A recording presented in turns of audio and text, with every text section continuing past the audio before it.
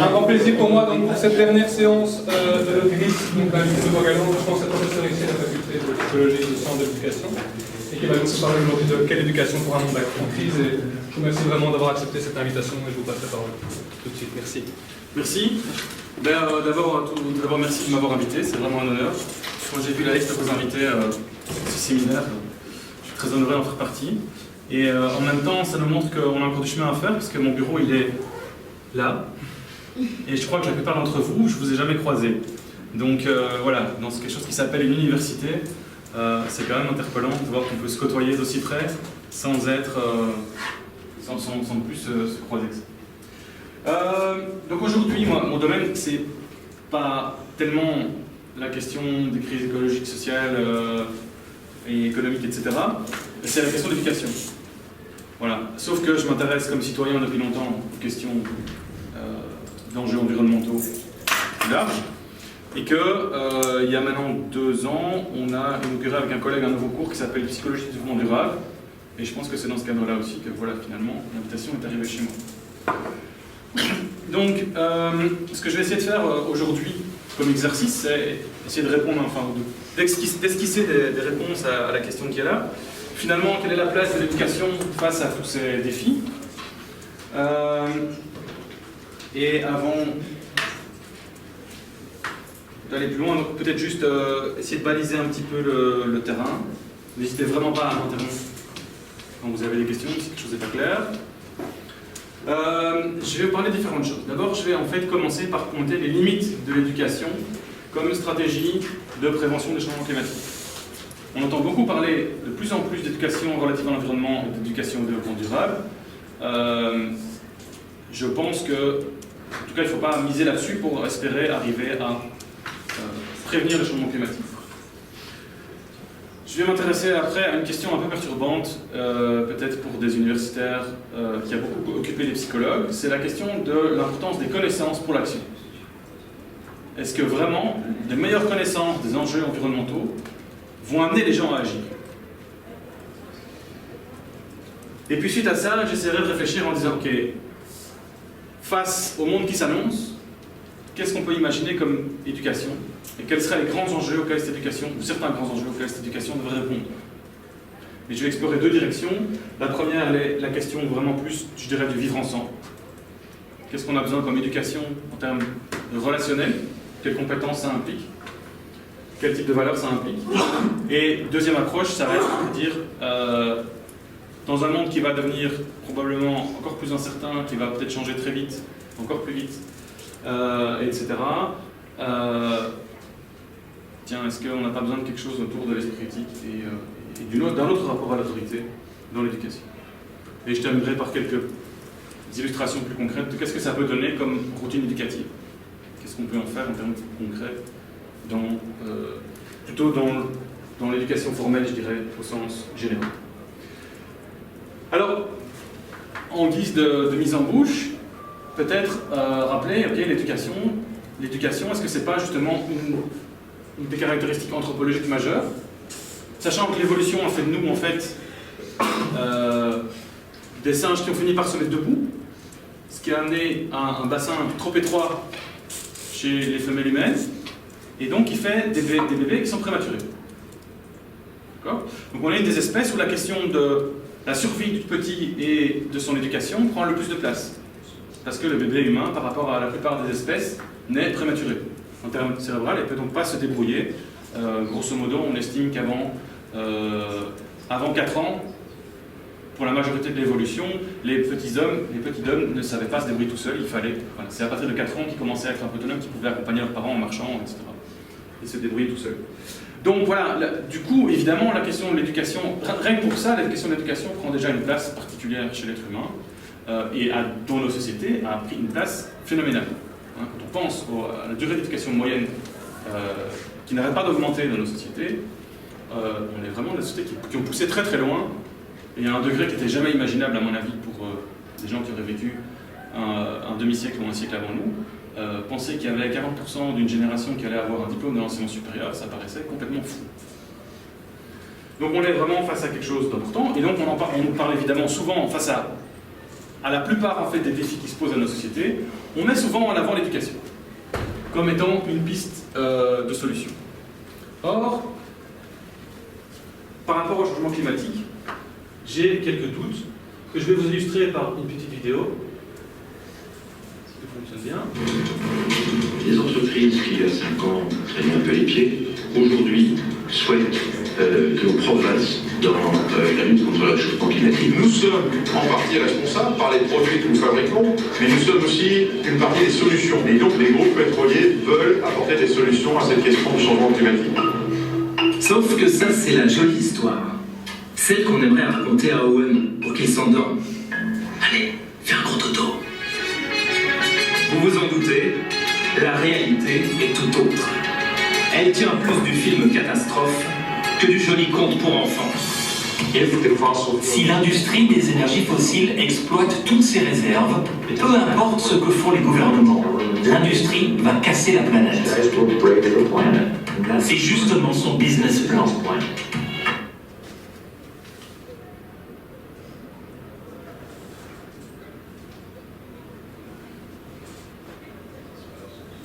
Voilà, donc simplement, pourquoi? Simplement pour souligner que il ne faut pas rigoler. C'est pas en éduquant les jeunes qui rentrent à l'école aujourd'hui qu'on va arriver à faire face aux enjeux climatiques qui sont demain. Donc, les spécialistes nous disent que c'est entre 2030 et 2050 que tout va se jouer, en gros. Donc, c'est un peu court pour éduquer des enfants qui commencent aujourd'hui à 6 ans. Et il y a d'autres raisons, c'est que finalement, le pouvoir économique n'est pas d'abord aux mains des enfants et des adolescents. On peut discuter pour les adolescents, mais quand on voit la part du budget familial qui peut être consacré, c'est quand même pas là que les gîtes essentiels du pouvoir économique. Le pouvoir politique, évidemment, n'est pas non plus chez les jeunes. Donc on ne peut plus attendre 20 ans qu'il y ait une nouvelle génération qui arrive pour solutionner les problèmes. C'est un peu une façon, parfois on pourrait craindre que c'est une façon de se décharger des responsabilités actuelles, des adultes d'aujourd'hui, de dire on va préparer les jeunes de demain, comme ça eux ils ne feront plus les bêtises qu'on a fait. Ce qui pose quand même une question, je dirais, éthique ou déontologique, je ne sais pas quel est le mot correct ici, mais il y a presque, quand on écoute certains spécialistes de l'éducation relative à l'environnement ou au développement durable, c'est presque un peu... Il y a une injonction que les jeunes soient tout d'un coup des chevaliers blancs, et on peut se demander un peu au nom de quoi la génération qui arrive devrait être plus vertueuse que les parents qu'ils ont actuellement. Je veux dire, il y a quand même quelque chose d'un peu troublant dans le raisonnement pour moi. Surtout que je vais y revenir un peu plus tard, parce que c'est quand même un des messages, je pense, central de toutes les recherches qu'on a en psychologie, c'est que un facteur majeur dans le comportement que le jeune va adopter, c'est le comportement des adultes qui l'entourent. Et en particulier ses parents. Donc il y a une espèce de credo autour de l'éducation, alors qu'en fait, ce qui va le plus influencer ce que le jeune va faire, c'est ce que les adultes autour de lui font. Donc le premier levier qu'on a, c'est de changer le comportement des adultes qu'il a autour de lui aujourd'hui. Si on parle d'éducation, on était à un séminaire récemment avec certaines personnes qui étaient ici, et quelqu'un me faisait réfléchir, il disait, je discutais avec quelqu'un, il disait en fait il faudrait éduquer les vieux. En disant, bah oui, si on prend l'enjeu politique, économique, etc., il y a peut-être là quelque chose de... Voilà. Alors, il y a aussi souvent cet appel autour de ces questions d'enjeux environnementaux, sociaux, voire économiques, de dire il faut qu'on en parle plus à l'école. C'est probablement vrai. Enfin, en tout cas, personnellement, je suis d'accord. Le problème, c'est qu'on se bouscule au portillon. Il y a énormément de gens qui disent qu'il faudrait plus parler de ceci ou ça à l'école. Il faudrait plus parler de vie sexuelle et affective, il faudrait plus parler d'éducation aux médias, il faudrait plus parler numérique. Et donc, qu'est-ce qu'on fait avec un temps qui est scolaire qui est limité et qui est déjà bien rempli? D'accord? Et qu'il ne faut surtout pas enlever le latin parce que franchement, le latin, c'est tellement essentiel. Donc, voilà, qu'est-ce qu'on fait? Donc, si vous voulez, il y a là plutôt un enjeu qui est politique, c'est-à-dire le jour où on aura beaucoup de place pour l'éducation relative à l'environnement et au développement durable à l'école, ce sera une victoire politique. C'est pas tellement qu'on aura des effets performatifs sur les comportements des jeunes qui vont suivre, c'est que ce sera le signe de la place que la société donne à ces questions-là. Pour moi, l'enjeu, il est plus là. Et vous sentez bien aussi, quand je disais le numérique, c'est qu'il peut y avoir des grosses tensions, parce qu'on veut à la fois des jeunes qui sont plus sensibles aux enjeux environnementaux, il faut qu'ils trient mieux leurs poubelles, et de l'autre côté, on veut qu'ils soient des spécialistes du numérique. Alors je ne sais pas si vous avez déjà regardé le bilan carbone du numérique, c'est une vraie catastrophe. Donc il faut savoir vraiment ce qu'on veut, il va falloir faire des arbitrages. Ça, on n'entend pas beaucoup souvent. Comment on va arbitrer ça? Donc voilà, c'est cette éducation qui est finalement appelée pour des enjeux multiples. Comment est-ce qu'on va arbitrer là-dedans? Et finalement, ce qui me dérange aussi dans ce discours-là, c'est cette impression que beaucoup de problèmes de société sont renvoyés à l'éducation. Et que souvent, c'est quand même parfois, disons que c'est parfois un prétexte pour ne rien faire. Ou ne rien faire dans son champ de compétences. Donc l'enjeu aujourd'hui, il est peut-être plus politique, il est peut-être plus économique que éducatif. En tout cas, parce qu'on veut prévenir le changement climatique. Parce que la course contre la montre est engagée et que ça va être un peu court si on attend que l'éducation nous amène des nouvelles générations qui sont éduquées autrement. Puis on peut se poser la question de savoir qui va les éduquer. Si les adultes eux-mêmes qui doivent les éduquer ne sont pas eux-mêmes sensibilisés. Ce qui m'amène à la deuxième question que j'avais soulevée tout à l'heure, si vous me suivez toujours, c'est finalement la place des connaissances.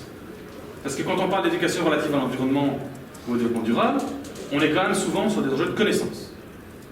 Parce qu'on a un enseignement qui est très axé sur les connaissances cognitives et intellectuelles.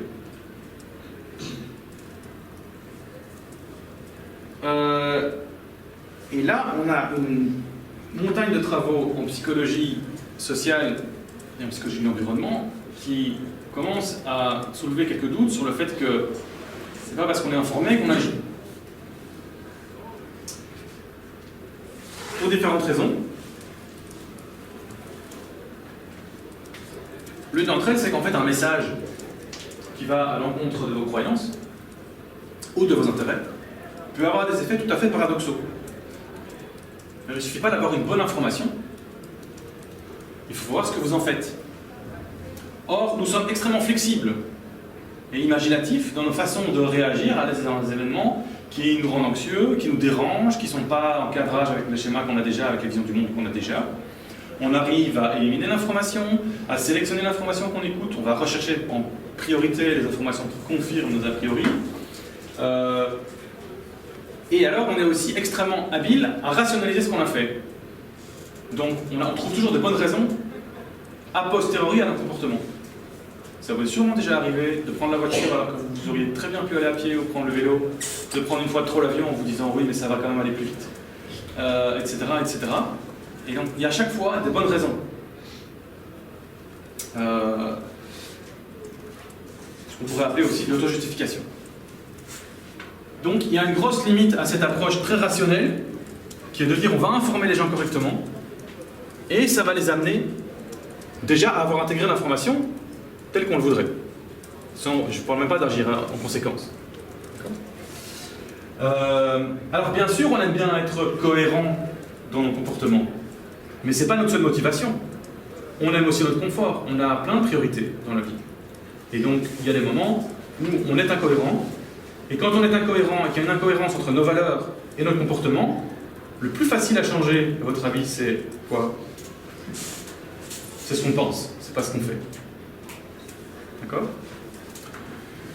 Donc, je vais y revenir aussi brièvement après. Il y a tout un courant de recherche qui dit en fait, si on veut que les gens changent leur façon de faire, ben, il faut changer leur façon de faire.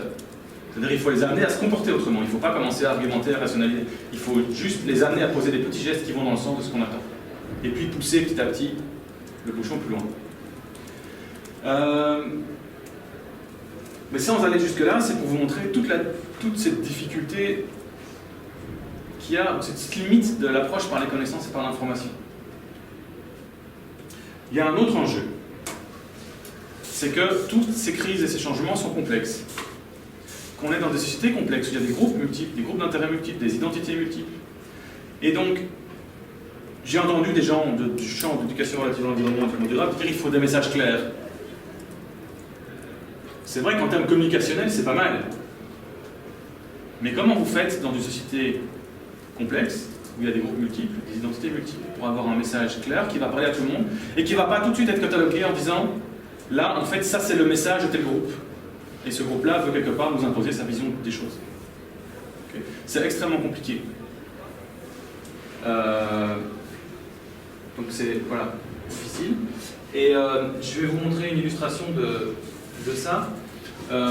chez des gens qui ont travaillé justement sur cette question de communication autour des enjeux climatiques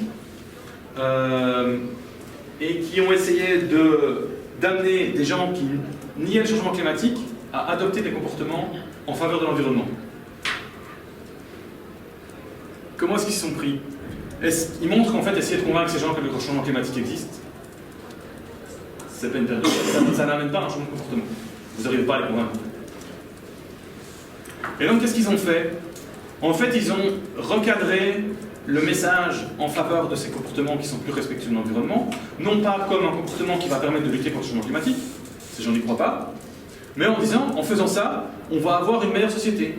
Une société où les gens se sentent mieux, voire une société qui est plus innovante. Et là, quand ils arrivent à cadrer le message comme ça, eh bien, il y a des gens qui nient le changement climatique, qui sont prêts à adopter des comportements en faveur de l'environnement. Okay? Alors, on n'a pas résolu tous les problèmes, mais c'est pour vous montrer simplement comment un changement dans la façon de communiquer ou de cadrer la chose peut être parfois intéressant, parce que les gens ont des valeurs et des visions du monde différentes. Et qu'il y a parfois un peu la tentation dans les milieux environnementalistes à vouloir que tout le monde ait la même vision du monde que nous. Parfois, ce n'est pas la voie la plus performante si on veut arriver à changer le comportement des gens.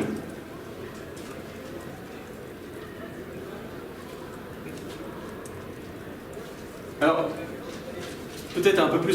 je trouve que, en tout cas, moi qui suis enseignant, comme beaucoup d'entre vous, les études peinent à trouver un lien entre les connaissances relatives à l'environnement et les comportements en faveur de l'environnement.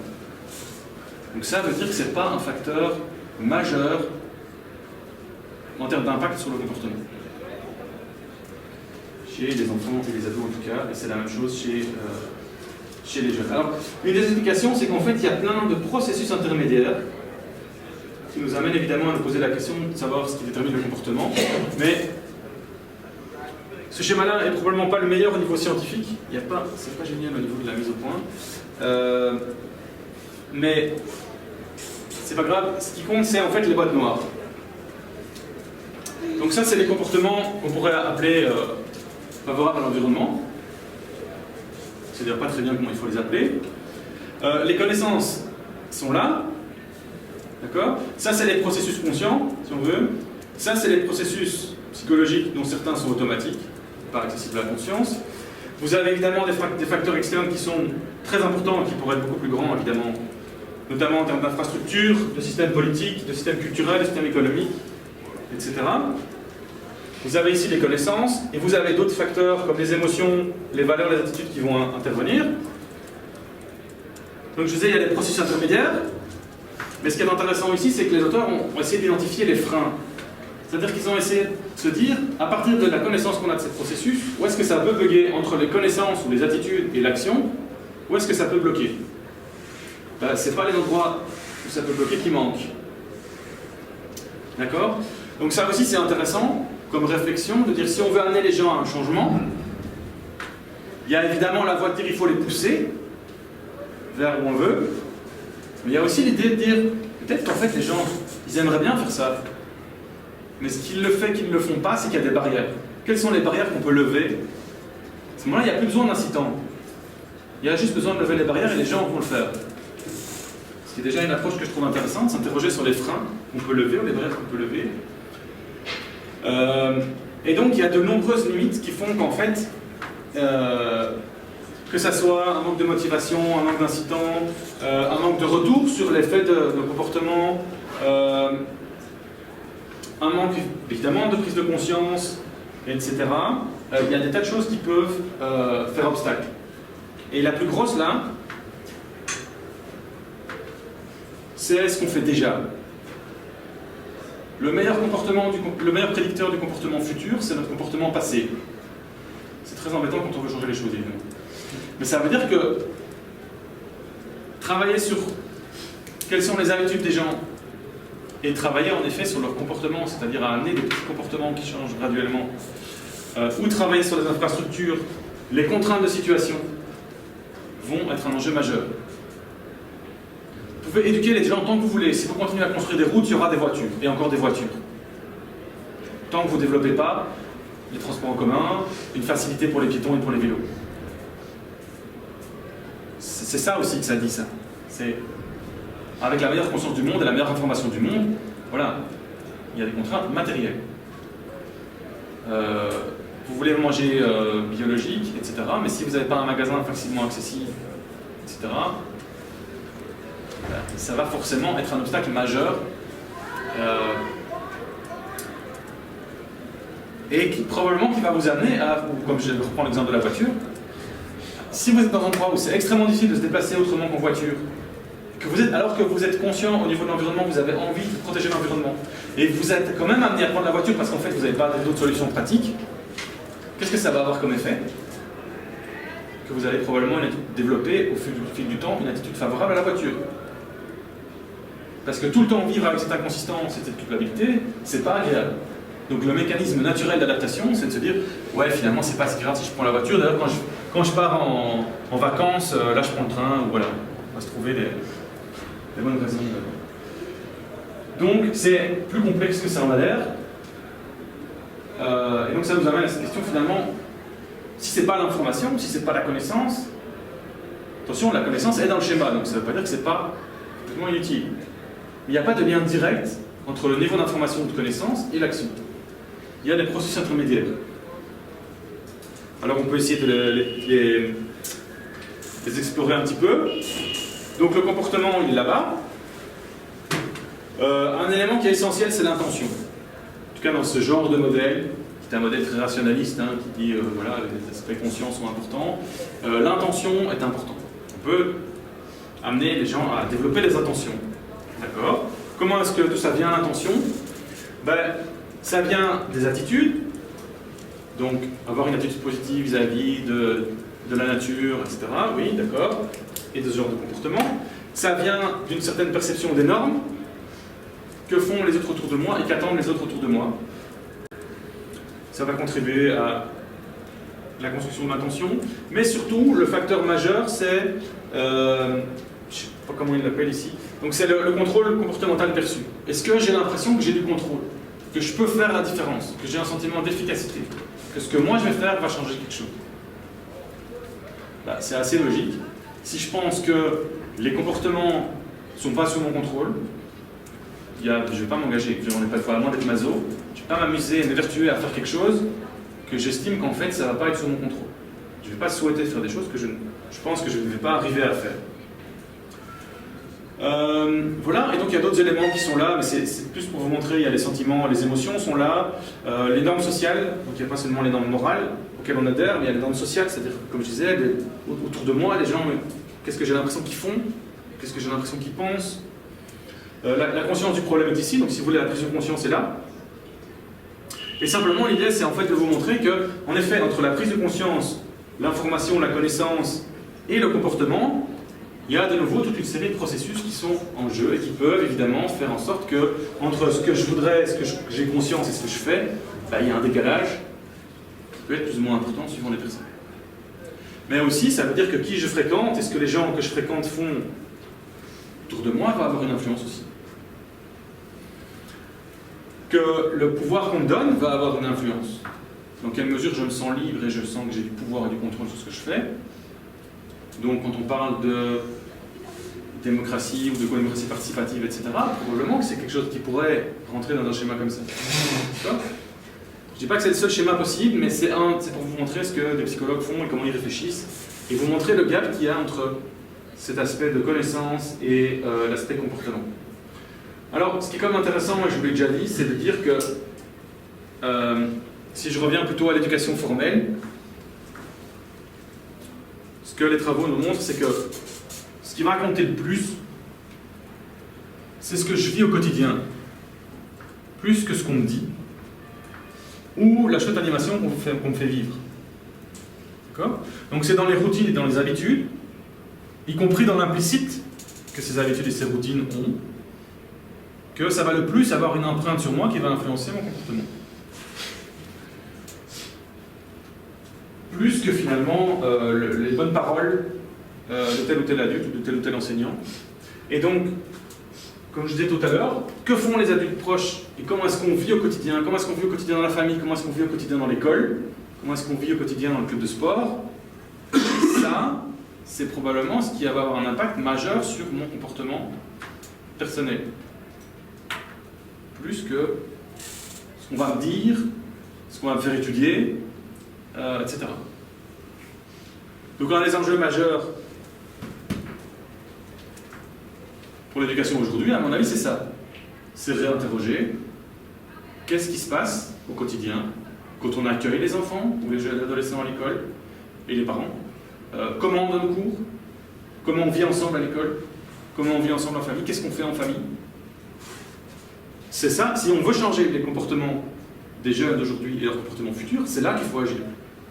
D'après...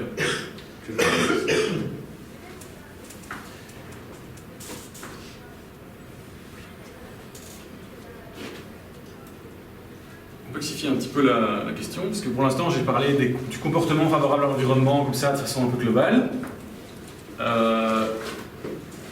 Il y a des collègues qui se sont penchés un peu sur la question, puis évidemment vous le savez, les comportements favorables à l'environnement ils sont très larges et très variés. Et donc vous avez ici dans la colonne ici à gauche, ben, ils ont essayé d'identifier différents types de comportements. Ils ne sont pas tous là parce qu'il y a des classifications qui existent, etc. Là, c'est que ceux qui ont été étudiés par des psychologues sociaux dans des expériences où ils ont essayé de manipuler des choses pour faire changer le comportement. Et en fait, ils sont classés par niveau d'impact sur l'environnement. Et ça commence avec le recyclage des déchets. Quand j'ai un déchet dans l'espace public, est-ce que je le mets dans la bonne poubelle ? Et ça va jusque eh bien, les économies d'énergie à la maison, pour faire des travaux d'isolation. C'est un autre coût, mais c'est un autre impact, évidemment. Et le fait de par exemple, ne pas prendre la voiture. Changer ses modes de transport en commun, de transport pour limiter la consommation d'essence. Ça, c'est un axe, donc c'est diversité en fait, des comportements. Et ces comportements... Quand je l'ai dit, vous imaginez bien qu'ils ne répondent pas tous à la même logique. Entre quelque chose qui va m'amener à mettre mon papier ou ma bouteille dans la bonne poubelle et ce qui va m'amener à prendre ma voiture ou à isoler ma maison, il y a évidemment d'autres facteurs qui rentrent en jeu. Et ce que vous avez ici, c'est en fait toutes les techniques que les psychologues ont essayées pour amener les gens à changer de comportement. Alors ça va de rendre les comportements plus faciles, dans la logique de ce que j'ai dit tantôt. Vous levez les freins, vous rendez simplement l'accès à l'isolation plus facile. Il y a un dossier qui est tout prêt, il y a des primes, etc. Et vous mettez des vélos partagés partout dans la ville, vous mettez des pistes cyclables, etc. Il y a des indices, donc des moments où on vous rappelle aux gens comment faire, des autocollants, des stickers, des choses comme ça. Il y a évidemment les récompenses. Il y a du modelage, des exemples, montrer aux gens des exemples sociaux, proches de leur groupe auquel ils peuvent s'identifier, qui font des choses. Il y a des techniques un peu plus tordues, c'est-à-dire on va mettre les gens en dissonance cognitive, on va leur demander de faire des choses qui sont en contradiction avec ce qu'ils font d'habitude, ou de prôner des valeurs qui ne sont pas les leurs, et puis on va voir comment ils ajustent leur comportement par la suite. Les feedbacks. On va donner aux gens du feedback en disant là, vous avez mis des pulls, vous avez diminué la température de 1 degré, vous avez économisé autant, cette semaine vous avez économisé autant de litres de mazout, etc. Amener les gens à s'engager publiquement. Donc on discute et puis je vous demande de vous dire à quoi vous vous engagez face aux autres. Ça engage, évidemment, ça nous engage. Et par exemple ici, fixer des objectifs. Je peux vraiment vous amener à fixer des objectifs chiffrés pour voir comment vous allez réagir. Tout ça, il faut dire, il y a une diversité de comportements, il y a une diversité de techniques. Eh bien, les différentes techniques n'ont pas les mêmes effets sur les différents comportements. Il y a des comportements qui sont plus faciles à changer, il y a des techniques qui sont plus efficaces avec certains comportements qu'avec d'autres. Donc on a une palette d'actions. Ce qui est quand même intéressant à voir, c'est que ça marche. Donc on arrive à amener les gens à changer de comportement. Mais ce n'est pas toujours les comportements, évidemment, qui ont le plus d'impact sur l'environnement, qui sont les plus faciles à changer. Sans surprise, là où ça marche le mieux, c'est pour le recyclage dans les poubelles. Ça, c'est là-dessus qu'on arrive à avoir l'effet le plus fort. Mais ce qui est intéressant, c'est que c'est les techniques, par exemple, les plus indirectes, qui sont les plus proches de la manipulation, en fait, qui amènent le plus les gens à changer leur comportement. Et pas les techniques directes qui passe par la prise de conscience et des choses comme ça. Ou alors des petits indices situationnels ou des choses comme ça. Donc on travaille plus sur les habitudes, les routines, les petites choses qui nous rappellent au moment où on va faire le truc. Ah non, ça je peux peut-être éviter de le jeter mais le réutiliser. Des choses comme ça. Ce qui m'amène à des questions qui ne sont pas résolues pour l'instant dans les recherches. L'effet de ruissellement. Est-ce que si j'amène les gens à recycler, donc par exemple je prends les enfants, on leur apprend à trier les poubelles, est-ce que ça va avoir des conséquences sur d'autres types de comportements qui seraient liés à l'environnement? Et on ne sait pas. Parce qu'il y a deux théories qui s'affrontent, et les résultats ne sont pas très clairs. Il y a une théorie qui dit oui, parce qu'on cherche la cohérence, et donc amener les gens à changer sur certains comportements, ça va les amener à moins prendre l'avion plus tard. Et d'autres qui disent pas du tout. D'abord parce que c'est très facile de montrer qu'il y a c'est pas le même type de comportement, et d'autres qui vont jusqu'à dire il y a des effets rebonds. Vous faites attention à économiser le chauffage et l'électricité chez vous. Vous faites des économies, et avec cet argent, vous payez des vacances en avion. Okay. Donc c'est pas très clair, c'est pour ça que j'insiste sur la diversité des comportements, parce que c'est pas simple, c'est pas parce qu'on a amené les gens à travailler sur un type de comportement que d'office les autres vont suivre.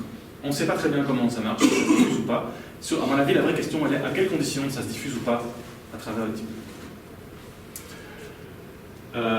Donc ça c'est voilà. Et quelle est la meilleure technique? Ben voilà. Et où est-ce qu'on franchit aussi la limite déontologique? C'est-à-dire qu'en fait, on se rend compte que certaines techniques qui marchent bien, c'est exactement celles que les publicitaires utilisent pour nous faire consommer plus. Donc la question, elle devient, est-ce qu'il faudrait qu'il y ait un univers politique et économique où quelque part on nous endoctrine à avoir des comportements favorables à l'environnement? Donc voilà, il y a plein de questions qui ne sont pas résolues. Mais donc, c'est pas si simple de dire, c'est pas parce qu'on est informé qu'on va pouvoir agir. Et attention qu'au niveau de l'action, ce qu'on vit, ce qu'on fait, est plus important que ce qu'on entend ou ce qu'on dit. Alors un petit clin d'œil pour tirer sur ce point-là, si vous arrivez à lire.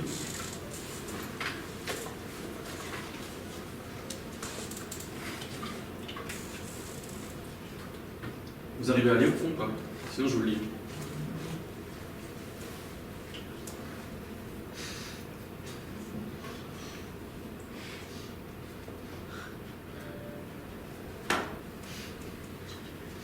Donc petit clin d'œil aussi, vous pouvez... Moi ça m'évoque des débats que j'ai entendus de les milieux alters à certains moments, quoi. On va débattre sur dire qu'est-ce qu'il faut faire, attends, il faut qu'on réfléchisse, il faut qu'on soit bien au clair, etc. Ça va, Sixtine, tout va bien. Bon, plus tu en sais, plus il est difficile de mener des actions décisives. Une fois que tu es informé, tu commences à voir toute la complexité des nuances de gris. Tu réalises que rien n'est clair et simple, comme il le paraît au premier abord. En définitive, la connaissance est paralysante. En tant qu'homme d'action, je ne peux prendre ce risque. Tu es ignorant, mais au moins tu t'en sers pour agir.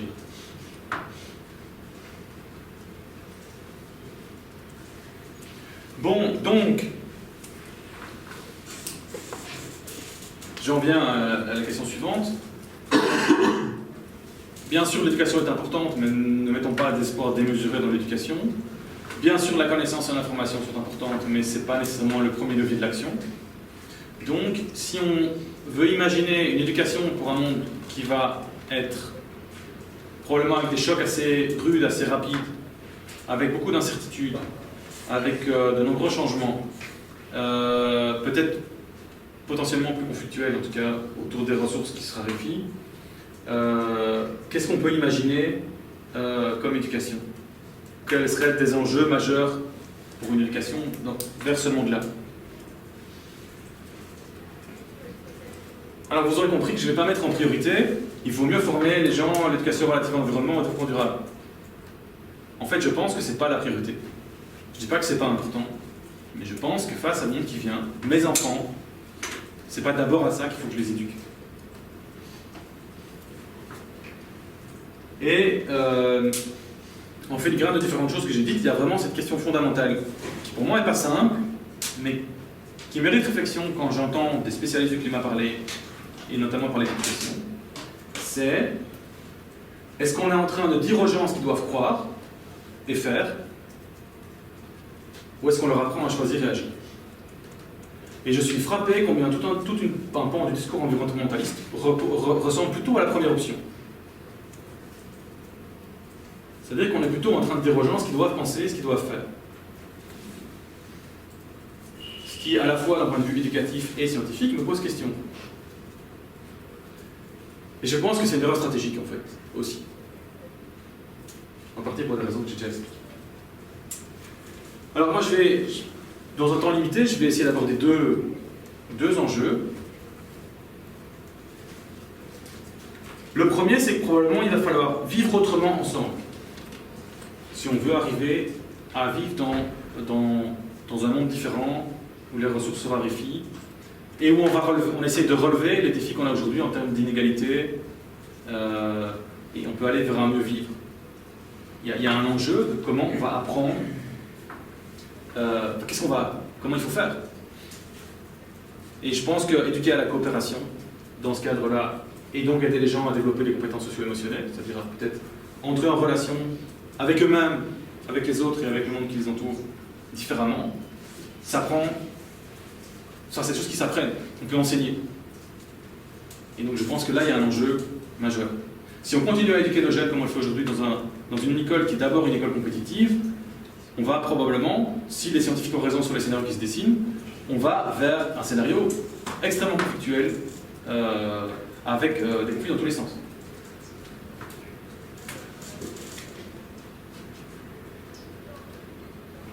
Ou avec une petite classe sociale qui domine tout et qui écrase les autres pour garder ses privilèges.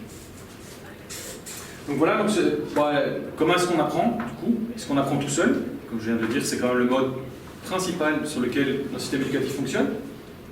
On apprend tout seul, voire contre les autres, ou bien est-ce qu'on apprend ensemble? Il y a probablement des aspects plutôt corporels et émotionnels qui sont quand même dans notre système, en tout cas latin, d'enseignement peu évacué, sans parler de nos universités.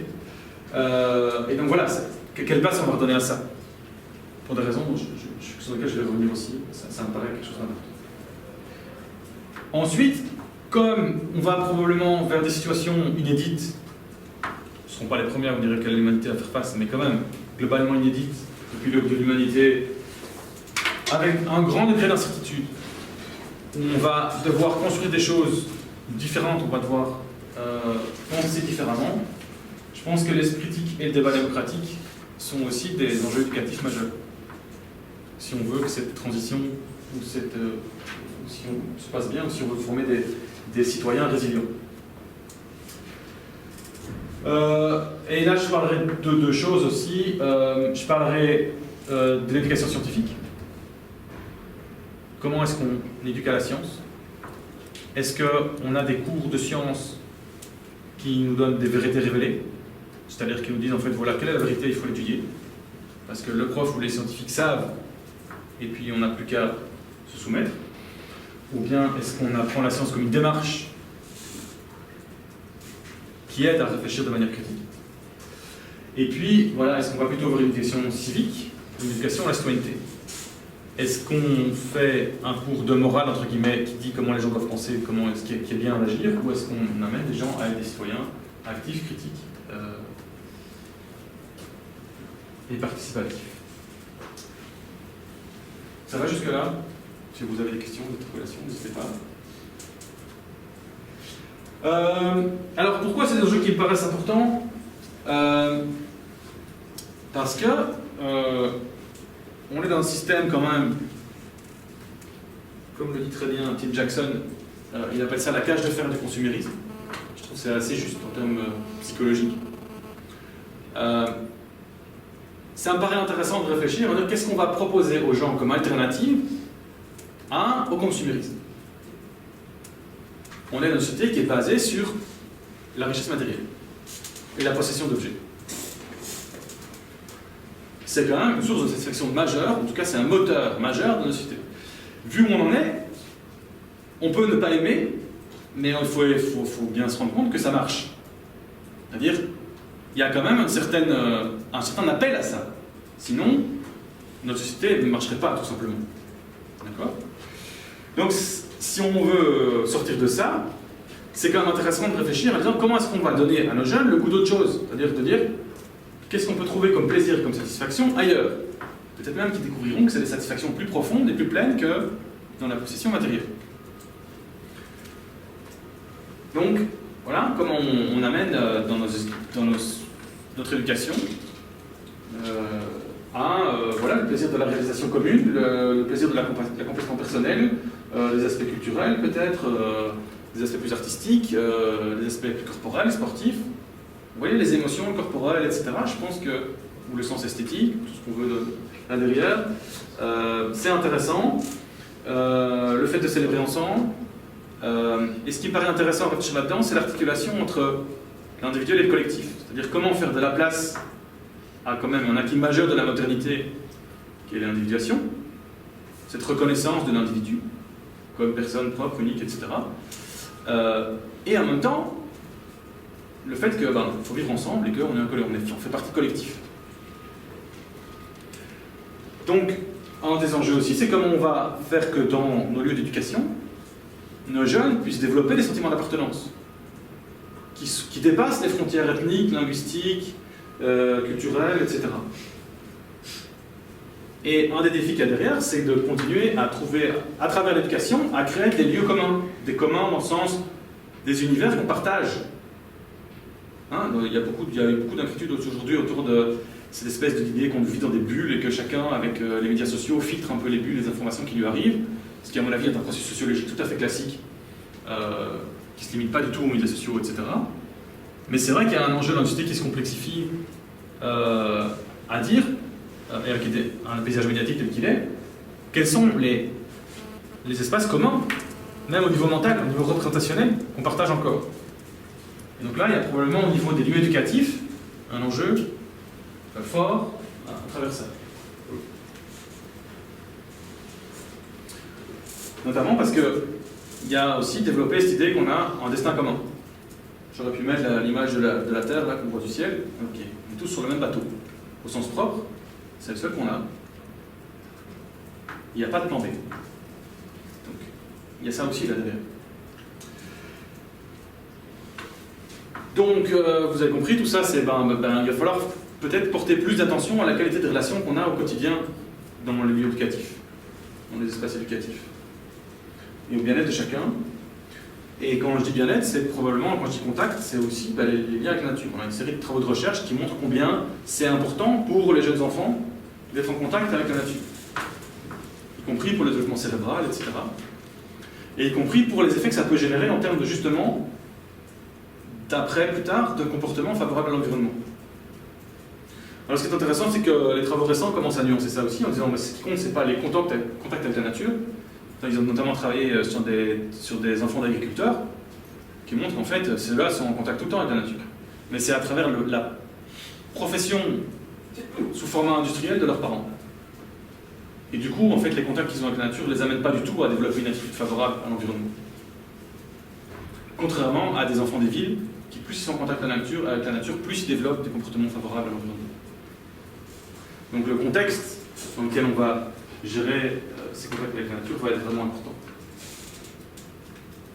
Et alors, s'il se confirme, ça c'est quand même un résultat que je trouve majeur, c'est des collègues qui ont travaillé sur les expériences que les jeunes faisaient à l'école. Donc ici, on ne parle pas de ce qu'on leur raconte, on leur parle de la fréquence des expériences qu'ils font.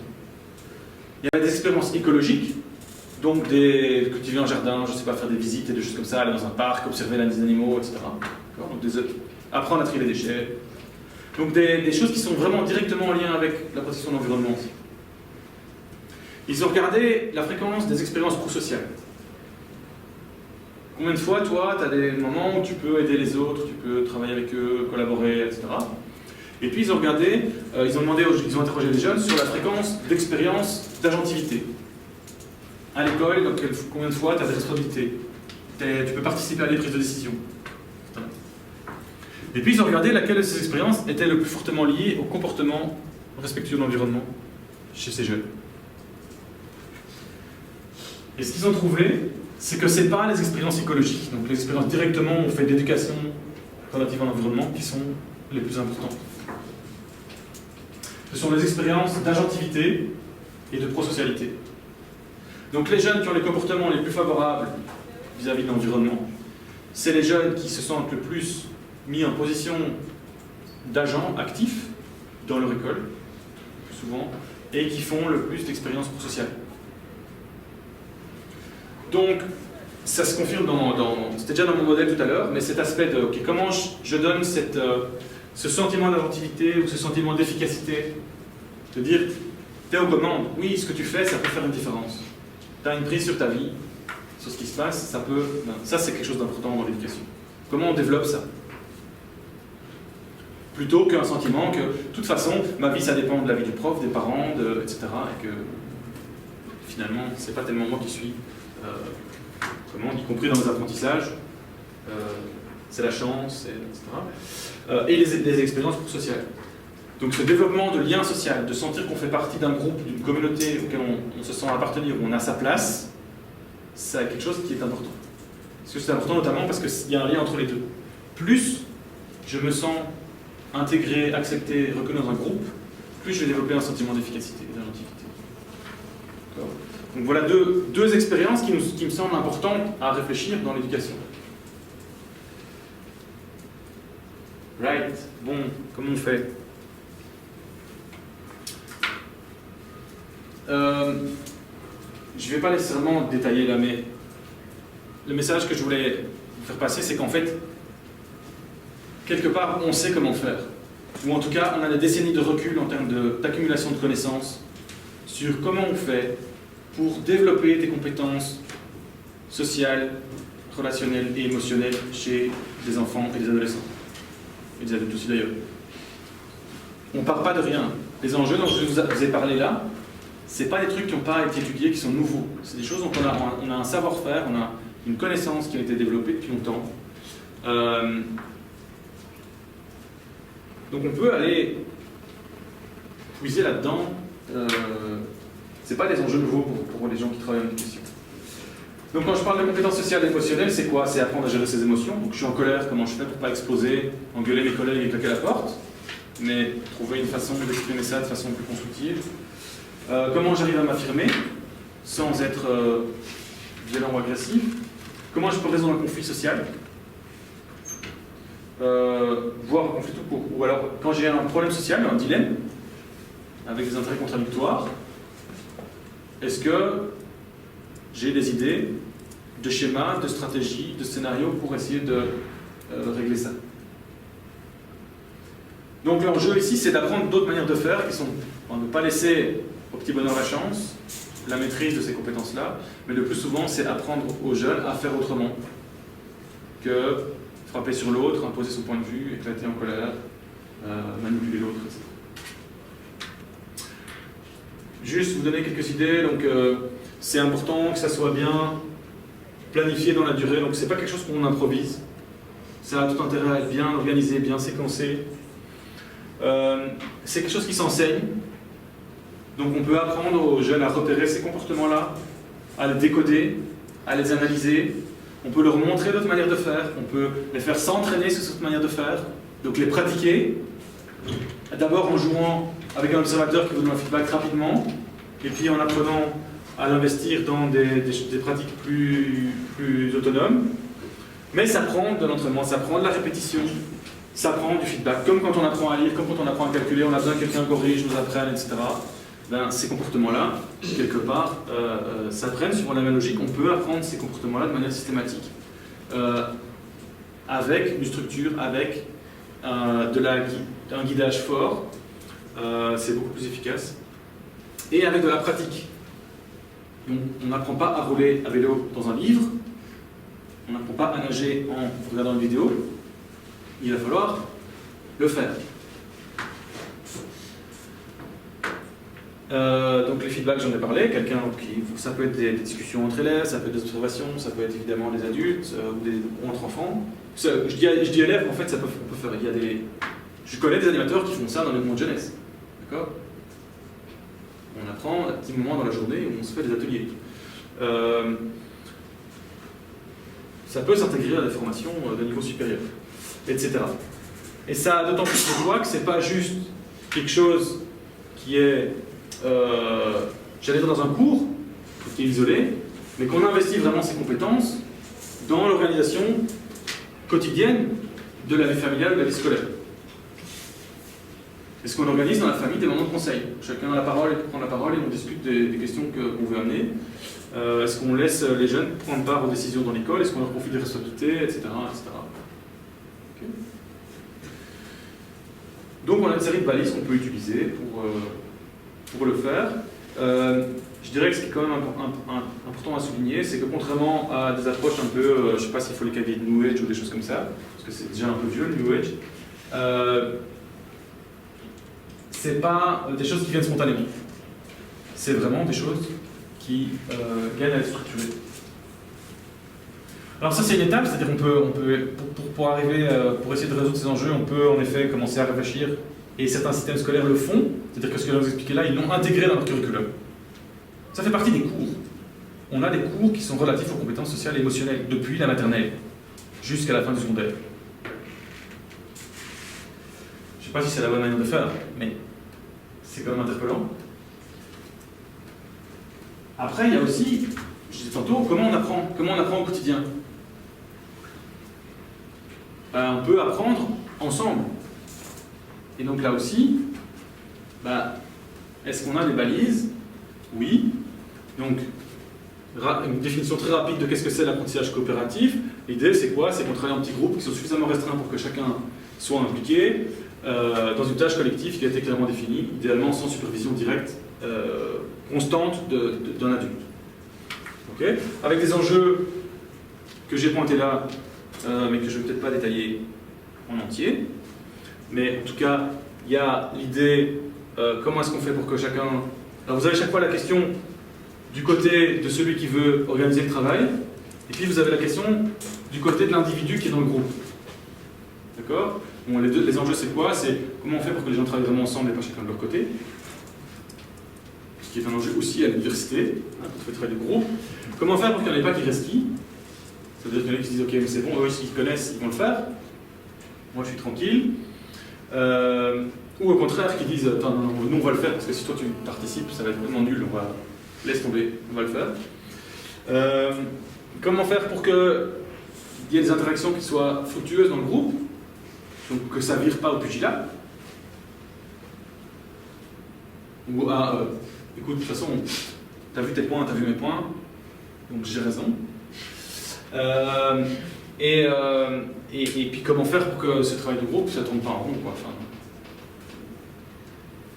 parce que les gens peuvent discuter très gentiment, mais en fait, c'est pas productif. Voilà, donc c'est des grands enjeux, et on a une série de travaux qui essayent d'imaginer à quelles conditions, justement, on peut répondre à ces enjeux-là, notamment comment on compose les groupes, comment on crée une interdépendance positive, donc que les gens se sentent justement liés les uns aux autres, comment on va, malgré le fait que c'est un travail en groupe, responsabiliser chacun des individus qui composent le groupe, comment on va justement travailler sur les habiletés, les compétences cognitives et sociales dont j'ai parlé juste avant, pour bonifier le travail en groupe, et en même temps le travail en groupe est l'occasion de travailler ces compétences-là en vrai, pas juste pour rire. Et bien entendu, un enjeu majeur, c'est la question de l'évaluation et de la réflexion.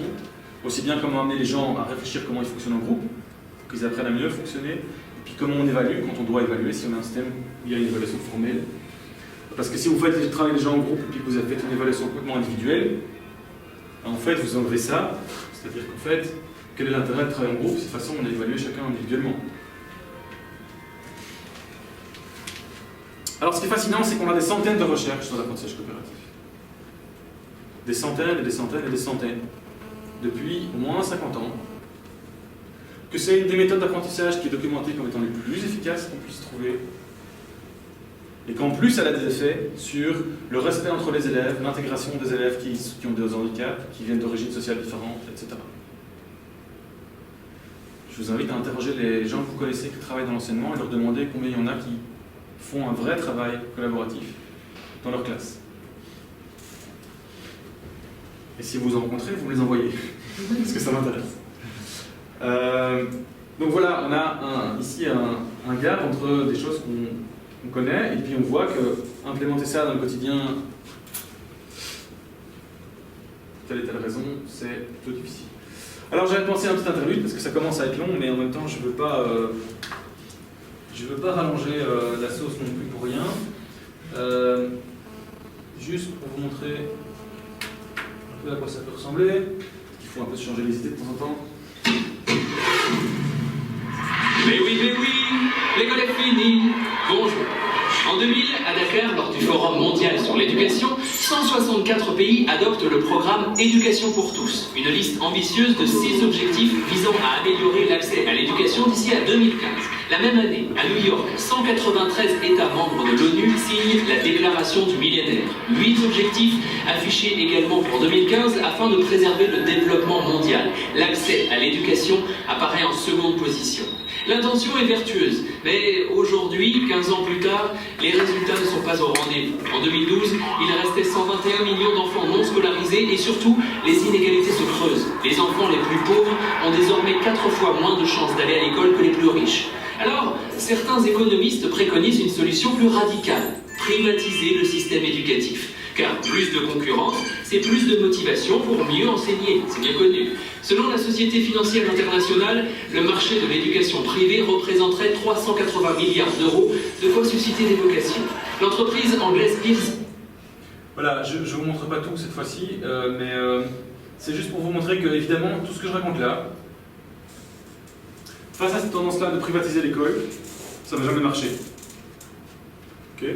Donc on est de nouveau face à une contradiction énorme, on dit il faut éduquer, il faut une meilleure éducation pour nos enfants, il faut qu'ils puissent relever les défis qui s'annoncent, et en même temps, on a une tendance lourde, ces 15 dernières années, à une privatisation de l'enseignement dans toute une série de pays. Et si vous voulez savoir ce que ça donne, ben, vous allez voir la petite vidéo, la suite, et il y a quelques infos sur ce que ça donne. J'en arrive donc au deuxième grand enjeu, il y a vraiment cette question du vivre ensemble, si vous voulez. Deuxième enjeu, c'est l'esprit critique, l'éducation à la citoyenneté. Vous connaissez ce schéma, hein, probablement vous l'avez déjà vu, mais qui pointe à mon avis bien les enjeux éducatifs qu'il y a là. Okay, comment on peut aujourd'hui, dans un monde qui se prétend rationnel et qui met en avant la science, etc., avoir des situations comme ça, où ceux qu'on met en avant, c'est ceux qui disent le contraire de ce que la communauté scientifique, dans son écrasante majorité, considère. Alors on est là du ciel, donc j'ai pris cette petite phrase. Nous croyons en Dieu, tous les autres apportent des données. Mais ça me paraît pointer un des enjeux majeurs, c'est-à-dire si on veut éduquer à l'esprit critique, je pense que l'éducation scientifique a vraiment sa place. Et notamment apprendre à réfléchir à partir de faits.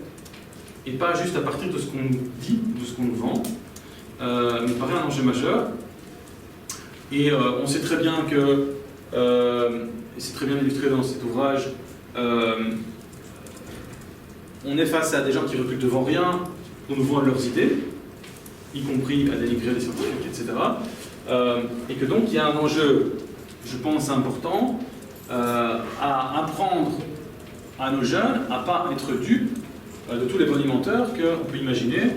Et je trouve, à cet égard-là, ce petit ouvrage-là est super bien fait, parce qu'il parle de ça, en disant, mais comme citoyen, pour être actif aujourd'hui, il faut pouvoir avoir justement un point de vue critique. Qu'est-ce que ça implique? D'abord, à quoi est-ce qu'on a à faire face? Donc il démonte un peu tous les mécanismes de rhétorique habituels, et puis il donne des principes de logique, il donne des principes statistiques et quelques bases au niveau de la démarche scientifique. Donc il y a là, autour de ça, un enjeu fort. D'autant que un des défis qu'on a aujourd'hui, c'est qu'évidemment, on est face à des enjeux qui ne sont pas immédiatement perceptibles. Donc, quand on dit changement climatique, effet de serre, etc., c'est pas en vous levant le matin et en ouvrant la tête que vous pouvez voir l'effet de serre. Et en plus, on pourrait se dire, oui, mais il y a quand même une dégradation observable, etc. Oui, sauf que jusqu'à il y a peu, c'était pas nécessairement observable sur une vie humaine. Donc il y avait des choses qui changent évidemment, mais qui n'étaient pas nécessairement dans l'ordre de ce que je pouvais observer durant ma vie adulte. Et comme notre référence, c'est quand même ce qu'on a connu quand on est petit, à chaque génération, finalement, comme les références s'adaptaient, de moins en moins de nature sauvage, des animaux de moins en moins abondants, etc., etc., en fait, il y a des changements qu'on ne voit pas. C'est ça. Donc voilà, il y a un enjeu autour de ça. Je l'ai dit tantôt, les problèmes vont être... C'est des problèmes systémiques, donc il faut accepter l'incertitude, il faut développer des pensées complexes. C'est pas nécessairement évident. Et donc, ça veut dire aussi, quand je dis tolérance à l'incertitude, il n'y a pas que des aspects intellectuels. Il y a un aspect affectif, et probablement social. Parce qu'une des meilleures protections contre l'angoisse, c'est d'être ensemble. Donc faire face à une menace ensemble, faire face à une menace tout seul, c'est pas la même chose. Je dis ça parce qu'il y a aussi des travaux qui montrent que venir donner un cours sur le changement climatique à des jeunes, il y en a certains, ça va tellement les angoisser, qu'ils vont juste fermer. Okay, et vous allez raconter, et puis ils vont sortir, ils ont... C'est juste passé là. Trop anxiogène. Ok, donc comment est-ce qu'on fait pour essayer d'éduquer au débat démocratique si on veut maintenir le pluralisme de nos sociétés et notamment aussi quand même outiller les jeunes à réfléchir sur leurs propres actions. Donc ce qu'on appelle dans le jargon l'autorégulation, s'auto-évaluer, etc. Je vais y venir. Donc tout ça, vous avez compris. Alors ceci dit, je ne voudrais pas non plus donner l'impression qu'il faut complètement évacuer les vraies connaissances, là, les trucs qu'on étudie par cœur et puis qu'on a automatisés. C'est fondamental. D'accord ? Tous les travaux de recherche sur l'apprentissage montrent que quand même des connaissances spécifiques, notamment pour l'esprit critique, c'est très difficile d'être critique dans un domaine que vous ne connaissez pas du tout. Et plus vous y connaissez, plus c'est facile d'être critique. Vous arrivez beaucoup plus à détecter les arguments faibles, les raccourcis d'idées, etc. Okay ?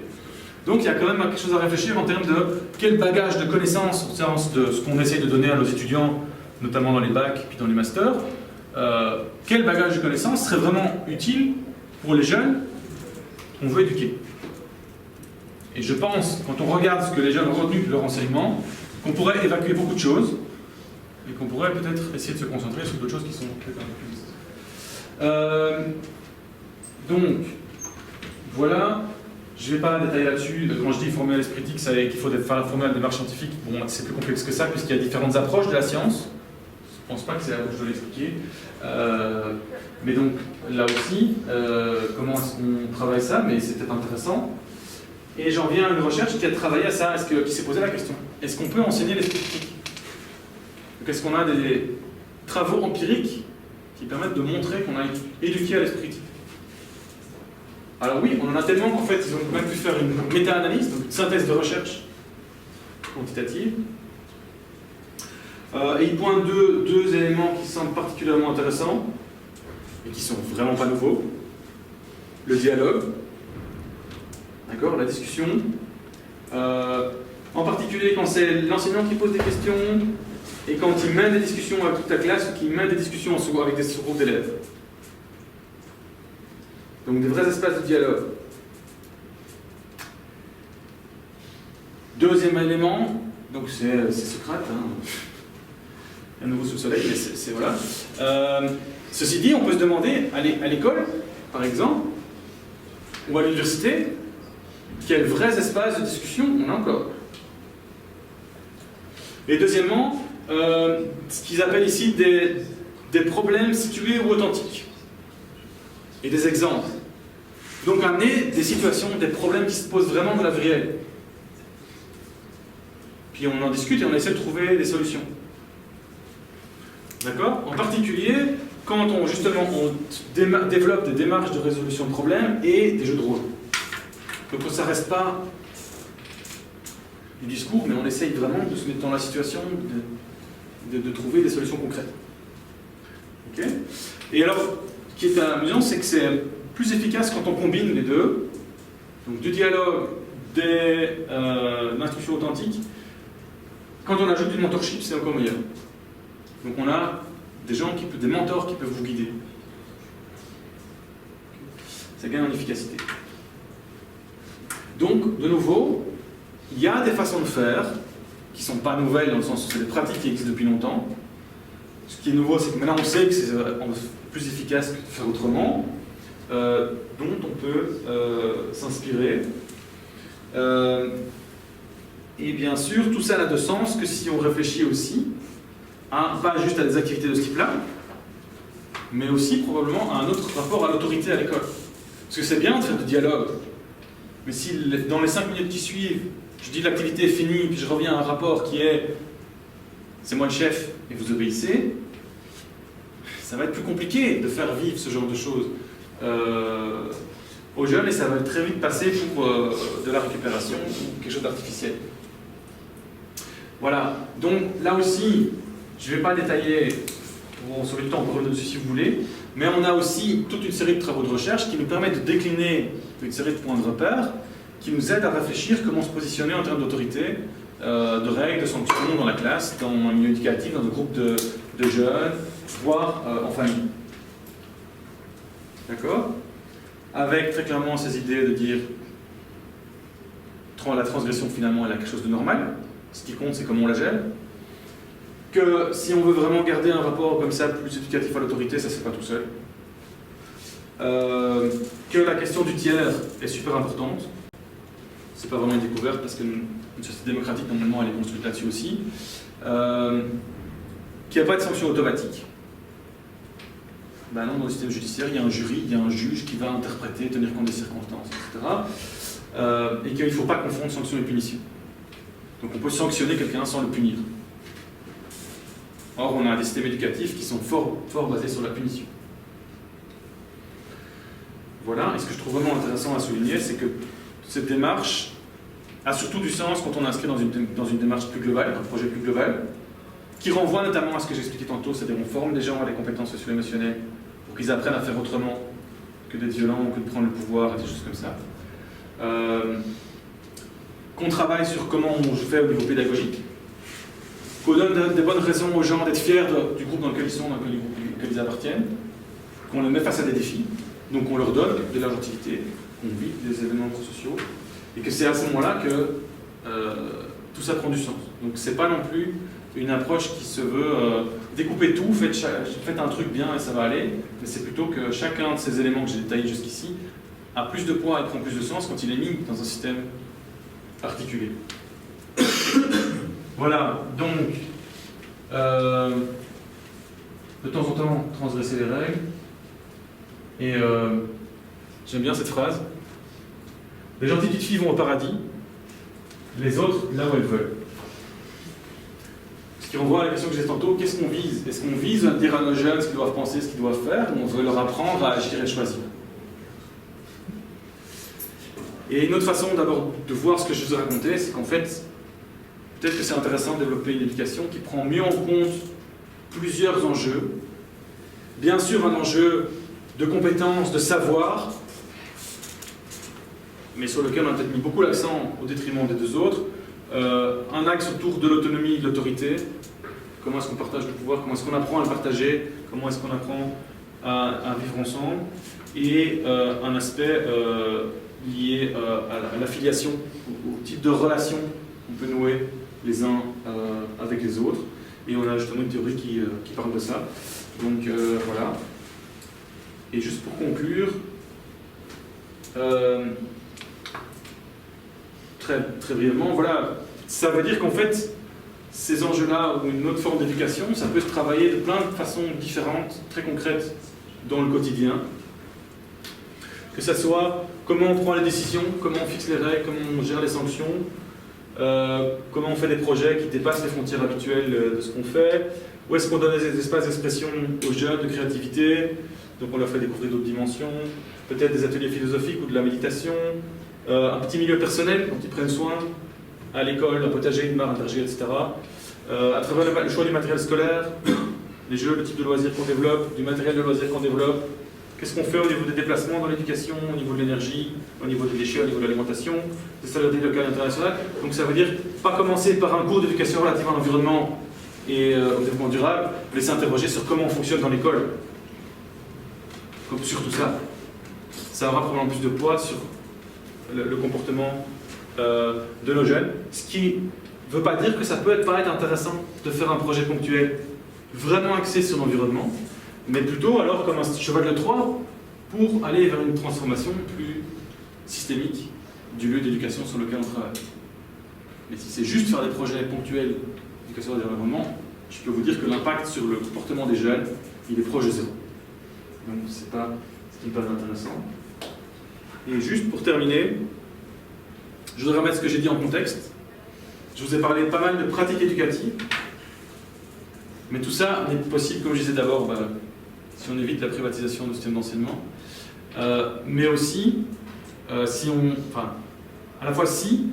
on lutte contre les inégalités qu'on a dans le système scolaire, et je pense en même temps que les pistes que j'ai proposées sont une manière de lutter contre les inégalités. Mais espérer que les gens vont apprendre à être plus critiques, à mieux vivre ensemble, à être plus coopératifs, etc., dans un système qui génère des inégalités énormes au niveau scolaire, ça n'a jamais marché. Ce que vous avez là, c'est exactement ça, c'est notre système scolaire. Vous avez ici un axe qui est, là vous êtes dans des familles riches, là vous êtes dans des familles pauvres. Je caricature, mais c'est à peine ça. Et puis vous avez, ça c'est le premier degré commun, la première année commune du secondaire. Ça c'est la technique de transition, ça c'est l'enseignement général, ça c'est l'enseignement de qualification, et ça c'est l'enseignement professionnel. Ça c'est l'enseignement spécialisé. Okay. Et ça ce sont la première année, la 3e, 4e, 5e, 6e. 3e, 4e, 5e, 6e. 3e, 4e, 5e, 6e. D'accord ? On a un système là, vous pouvez faire une droite, hein, ceux qui font un peu de mathématiques, droite de corrélation. C'est presque une droite parfaite. Donc on a un système scolaire qui répartit les élèves dans les filières en fonction de leur origine sociale. Et on sait que la filière va conditionner évidemment ce que vous apprenez à l'école. Donc on a une deuxième machine ici qui est une machine à trier les élèves. Le moment où les élèves sont le plus mélangés, c'est quand ils sont en première. Et vous voyez que là où ils sont le plus concentrés, les riches avec les riches, c'est en 6e année de l'enseignement général. C'est là qu'on a regroupé tous les blancs de belges à dire, mais c'est presque ça. D'accord ? Donc on a un système scolaire qui n'a pas un problème que les élèves ne veulent pas se mélanger. On a un système scolaire qui fait du tri social. C'est impossible avec un système scolaire comme ça d'arriver à une société qui va être plus cohésive. Donc on a là, à mon avis, un enseignement qui fait au contraire, qui va faire que si on se prend des chocs, on va probablement avoir de gros conflits, des grosses tensions, parce qu'on a déjà les tensions qui sont là, les chocs vont les accentuer. Donc tout ce que j'ai dit là, je voulais le remettre en contexte. Évidemment qu'on peut faire des choses de façon localisée, mais on est quand même dans un système qui a aussi sa propre logique, et si on ne contribue pas à casser un peu ou à transformer cette logique, les défis que j'ai soulevés, on ne pourra probablement pas les relever. Ça va? Alors je vous ai fait grâce, j'ai pas à chaque fois mis toutes les références, mais je les ai mises à la fin, donc vous les trouvez ici. Et je vais m'arrêter là, je vous remercie beaucoup pour votre attention.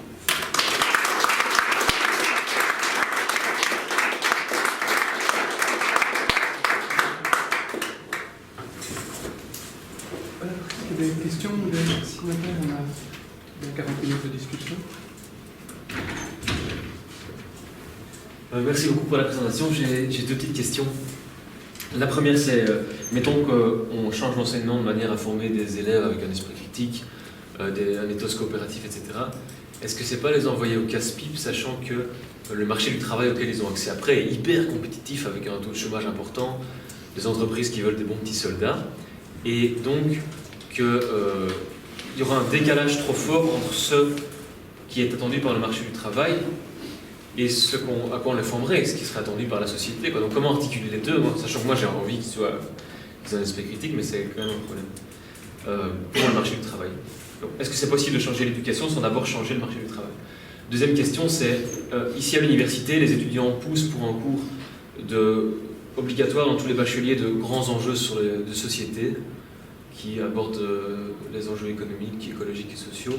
Est-ce que c'est une bonne manière d'aborder le problème selon ce que tu as présenté, ou est-ce qu'au contraire ça rentre dans la catégorie de on leur donne un contenu trop intellectuel et ils ne s'approprieront pas, et peut-être qu'est-ce que tu penserais intéressant d'enseigner dans un cours pareil?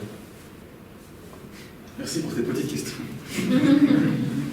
Donc sur la première question, alors il y a plusieurs façons de répondre à cette question-là. C'est souvent un argument qui est avancé pour dire il ne faut pas changer la façon dont on enseigne.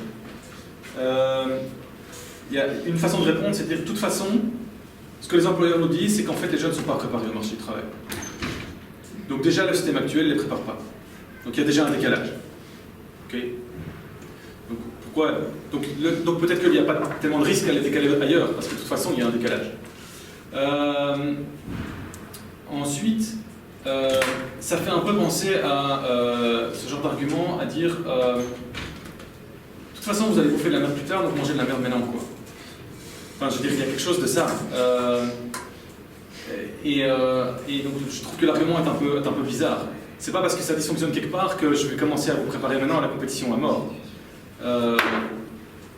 Donc il y a ça. Alors, le paradoxe, c'est qu'en fait, probablement que si on... Les pays qui ont été le plus loin dans le sens de ce que je raconte sont aussi des pays qui, au niveau socio-économique, sont parmi ceux où ça se passe le mieux.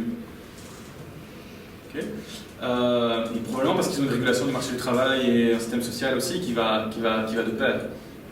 Mais si on veut, c'est pas du tout incompatible de former les gens dans ce sens-là et en même temps d'avoir une économie qui fonctionne bien, qui est dynamique, qui est innovante, etc. Okay. Ensuite, comme je disais, ce décalage, bon, il y a toute une série de travaux qui sortent maintenant sur les trentenaires et les quarantenaires qui sont dans le marché du travail, ça ne leur convient pas, etc. Donc, je pense que le mouvement, il est déjà là, peu importe finalement ce que les institutions éducatives vont décider de faire. Donc je ne pense pas qu'il y ait un risque en tout cas. Et après, je suis de moins en moins convaincu de ce truc de dire il faut d'abord faire ci ou il faut d'abord faire ça. Je pense qu'il va falloir changer nos institutions éducatives et en même temps il va falloir changer nos institutions économiques. Et c'est pas l'un ou l'autre, c'est l'un et l'autre.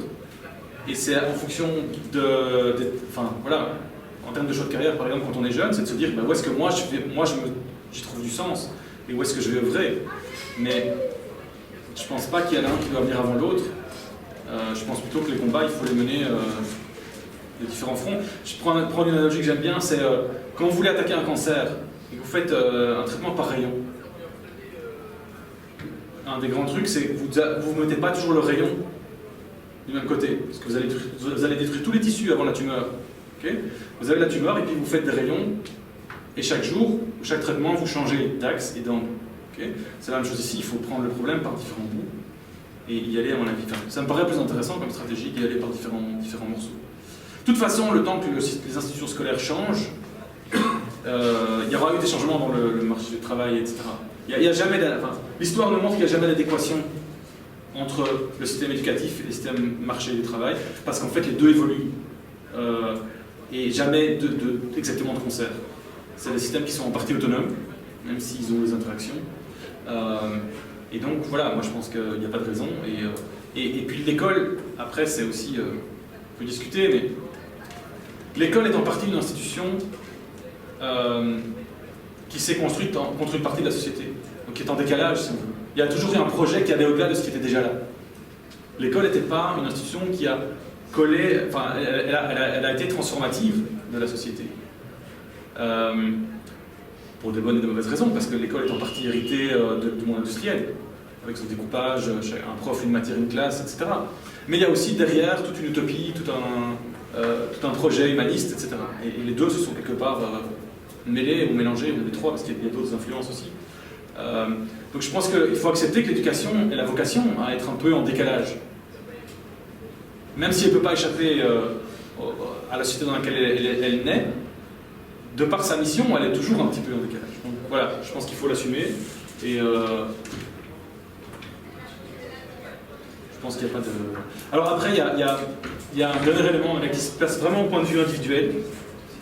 C'est que on a maintenant... Oui, il y a un siècle, on était dans quelque chose qui a... dans une vague qui s'est appelée l'éducation nouvelle. Il y a eu toute une série d'utopies qui ont émergé à ce moment-là, dont on parle encore aujourd'hui, Montessori, Freinet, De Crowley, etc. Tous des gens qui se sont dit il faut voilà, c'était la révolution industrielle, puis il y a eu la Première Guerre mondiale, des gens qui ont dit il faut changer l'école, il faut changer l'éducation. Steiner aussi, Steiner-Waldorf. Ces gens ont ouvert des écoles. où, dans certaines d'entre elles au moins, on a vraiment éduqué les jeunes autrement. Et on a maintenant des études sur qu'est-ce que ces jeunes deviennent quand ils rentrent sur le marché du travail. Et ces études montrent qu'ils n'ont aucun problème. Ils ne vivent pas une grosse dépression, pas plus que les autres. Ils ne font pas une moins bonne carrière, voire peut-être une meilleure. Peut-être qu'ils font d'autres choix de carrière que les autres. Mais globalement, ils n'ont aucun problème à s'intégrer dans le marché du travail, voire à revenir dans un enseignement traditionnel. Donc ça, c'est si on veut, un fait qui dit on peut aller dans cette direction-là. Les risques pour les jeunes qu'on va former comme ça sont très très faibles en termes de ce qu'ils vont devenir plus tard. Désolé, la réponse était un peu longue, mais la question était tellement simple que... La deuxième question... De nouveau, je ne pense pas que c'est et l'un et l'autre. Je dirais, le risque, c'est que ce cours sert de prétexte pour ne pas s'interroger sur le reste. C'est-à-dire qu'on dise, on a fait ce cours-là, venez plus vous embêter avec toutes ces questions de comment on éduque les jeunes, à quelle valeur, etc. Mais qu'en soi, il y a un cours de ce type-là, ça me paraît en effet, ne fût-ce qu'au niveau symbolique, de nouveau, peut-être que c'est pas le contenu du cours et le fait de l'avoir suivi qui va être important pour les étudiants, mais que dans le curriculum, il y ait cet espace qui soit consacré dans toutes les facs à cette question-là, là, ça envoie un message fort en termes d'identité et de projet universitaire. Donc ça, je trouve que c'est quand même quelque chose de... Voilà.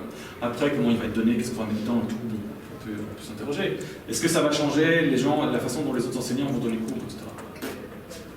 Alors, si on est cohérent avec ce que j'ai raconté, peut-être qu'il faudrait en effet aller plus loin. Et se dire, mais tiens, est-ce qu'on ne pourrait pas réfléchir à comment est-ce qu'on pousse plutôt la collaboration entre les élèves ou la coopération? Est-ce qu'on ne peut pas réfléchir à peut-être plus des moments où on peut un peu développer son esprit critique, donc plus de discussions, d'échanges, de faire face à les problèmes d'aujourd'hui, qu'est-ce qu'on peut en dire, etc.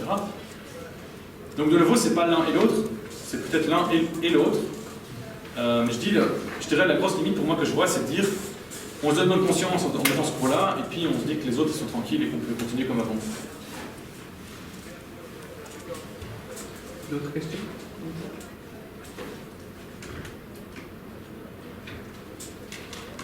J'ai quelques questions. Comment on fait pour exprimer le fait que, par exemple, trier ses déchets ou d'autres gestes de la vie quotidienne ne vont peut-être pas changer le système, vont peut-être pas avoir un impact énorme, mais sont quand même importants, ils sont quand même symboliques. Et donc, il y a cette idée, vraiment, quand on veut faire changer le comportement, de dire c'est important, ça va faire changer, mais il y a des choses qui... C'est difficile d'être en accord, de dire absolument oui, ne t'inquiète pas, ça change le système, alors qu'au final, peut-être pas tellement. Est-ce qu'il faut quand même, malgré tout, le souligner ou pas? Donc, je pense qu'une partie de la réponse, elle est dans... Si vous prenez le schéma que j'ai présenté au début, qui était un peu compliqué, mais il y avait cette idée qu'en fait, il n'y a pas que le comportement, il y a toute une série de choses autour. Et donc, une des clés est probablement le sens que je vais donner à mon comportement. Il n'y a pas juste ce que je fais, il n'y a pas juste ce que je crois, il y a cette connexion que je fais, et comment je donne du sens, et je donne une interprétation à mon comportement. Si c'est de trier les déchets parce que je me suis inscrit dans une démarche zéro déchet, et que ça fait partie de ma démarche, et comment c'est une façon pour moi de retrouver un pouvoir d'action sur ce qui se passe, et qu'en plus ça me met en contact avec d'autres gens parce que j'en discute avec d'autres, etc., et que je le vois comme ça, c'est-à-dire que je le vois comme une étape qui corrèle avec d'autres choses que je fais, etc., probablement que c'est très intéressant.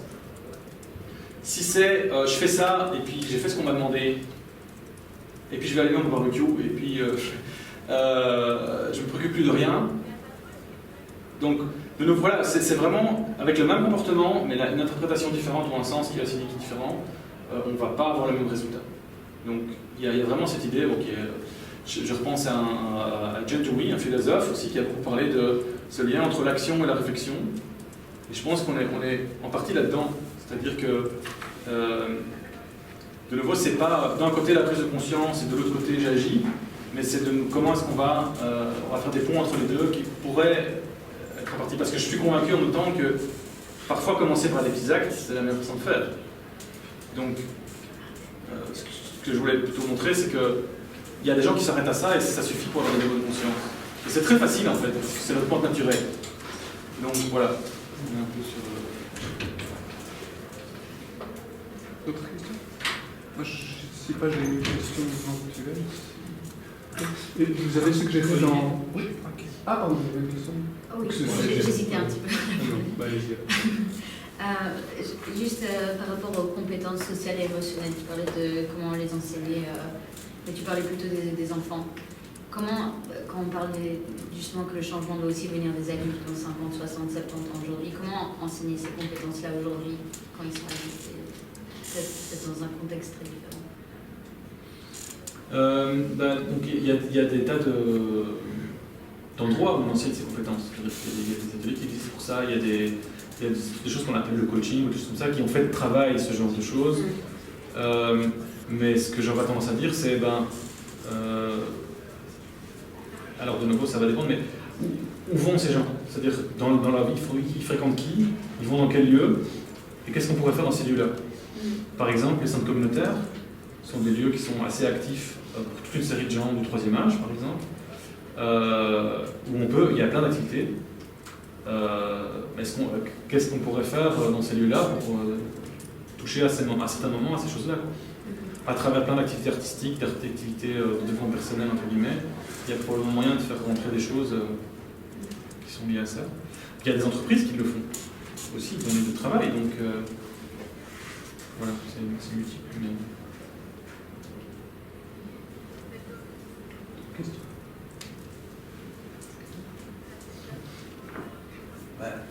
En gros, ça ressemble beaucoup au projet de John Dewey et faut créer des meilleurs citoyens, des gens plus développés, qui ont plus d'esprit critique et qui donnent un sens à leur vie.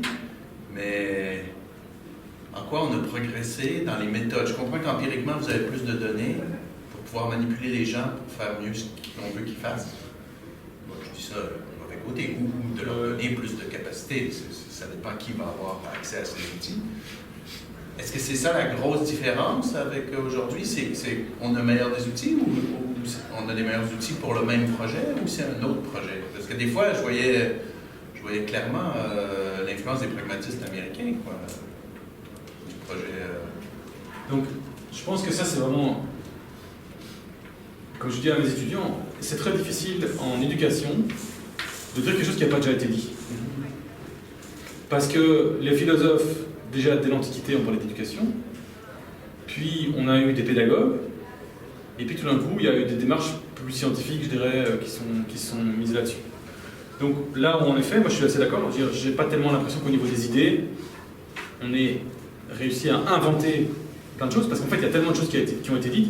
Je dirais que là où on a progressé, c'est dire, dans tout ce champ d'idées, il y en a toute une série qui ont été discréditées par les faits, par les études plus empiriques, et puis il y en a une série qui se sont vues plutôt soutenues. Et donc on a plutôt amélioré notre crible pour dire, dans cette pile d'idées, dans tous les sens qui ont été émises, on peut peut-être naviguer de façon un petit peu plus ferme sur ça a été essayé, ça tient vraiment pas la route, où on a montré qu'il y avait telle dérive, etc. Et ça, ça semble en partie intéressant. Alors, voilà, je dirais peut-être aussi qu'on a gagné en systématicité, c'est-à-dire que, au-delà des idées que John Dewey a proposées, c'est pas pour rien que je l'ai cité, je pense que c'est un philosophe qui était très en phase avec des choses que j'ai dites, même si je ne suis pas inspiré de lui, parce que c'est pas de là que vient ce que j'ai présenté. Mais il y a probablement, si aujourd'hui je donnais un cours pour former des formateurs ou des enseignants ou des animateurs, j'ai probablement à ma disposition une boîte à outils plus claire, mieux construite que ce qu'ils pouvaient faire à l'époque. Parce que c'est des esprits très stimulants, mais ça reste quand même des grandes idées qui ne sont pas toujours très concrètes et très précises, etc. Les études empiriques n'étaient pas très développées. Voilà. Donc, assez d'accord. Je dis assez... Qu'est-ce qui vous manque? Est-ce que là, vous pensez que vous avez atteint la qualité empirique des moyens pour passer à autre chose, ou qu'est-ce qui vous manque encore? Donc ça, c'est une excellente question. Et ça renvoie à des choses que j'avais même mis à la fin, parce que je me... Alors, mais ça, c'est ma lecture, c'est qu'aujourd'hui, on n'est plus tellement, comme vous dites, dans il nous faut des idées, voire il nous faut du know-how, du savoir comment faire. Là, on a énormément progressé. On a affiné, capitalisé, machin et tout, mais le défi aujourd'hui, c'est comment on amène des professionnels à changer leur pratique. Donc, le challenge aujourd'hui, il est vraiment là. Et c'est pas que pour ce que j'ai présenté ici. C'est la même chose pour la lecture-écriture, c'est la même chose pour les mathématiques, c'est la même chose pour toute une série de domaines. Comment faire des élèves qui sont plus engagés dans leur travail, comment est-ce qu'on pourrait mieux motiver les élèves, faire en sorte qu'il y ait un meilleur bien-être à l'école, etc. On a un bagage de connaissances. Alors il reste plein de questions, hein. Plus on creuse, plus on a de questions. Mais globalement, ce qu'on a, c'est un fossé croissant entre un état des connaissances et des pratiques. Ce qui nous renvoie finalement à un point de départ, c'est-à-dire qu'en fait, on a une société qui fonctionne de cette manière, avec certains résultats, certains effets sur notre environnement, sur la planète sur laquelle on vit, sur les gens qui l'habitent, qui sont de mieux en mieux documentés. Et puis, comment on fait pour que ça change? Alors je dirais donc au niveau intellectuel, on est plus dans ok, mais c'est-à-dire en fait on a un problème de, je dirais, formation, mais on préfère maintenant développer professionnel. C'est-à-dire comment on amène des gens qui sont déjà en fonction, qui ont pris des habitudes, à peut-être se réinterroger, reposer des choix. Et ce qui est intéressant, c'est que, par exemple, mon expérience dans le master en sciences éducatives, c'est exactement ça, c'est-à-dire c'est des professionnels en fonction qui reviennent à l'université pour avoir un diplôme, mais rester dans la même fonction. C'est des enseignants qui viennent à l'université et ont en fait leur donner des outils, un peu du type que j'ai donné là, concrets, qui peuvent expérimenter dans leur classe, les amène à refaire des choix pragmatiques qui sont plus en cohérence avec leurs valeurs. Et puis on a des problèmes au niveau organisationnel. C'est-à-dire qu'on sait qu'il y a d'énormes variabilités d'une organisation à l'autre, dans la prise en compte de l'humain, dans le respect des personnes, dans la coopération, etc. On sait qu'on connaît assez bien les caractéristiques qui les différencient, mais comment on fait pour amener une organisation où les gens souffrent à devenir une organisation où les gens se sentent bien? Ben là, on est un peu plus en panne d'idées. Je veux dire d'idées, pas d'idées, mais d'idées qui sont un peu validées empiriquement. Des gourous qui proposent ça, il y en a plein, il suffit d'aller à la librairie. Mais voilà, là on est un peu... Voilà.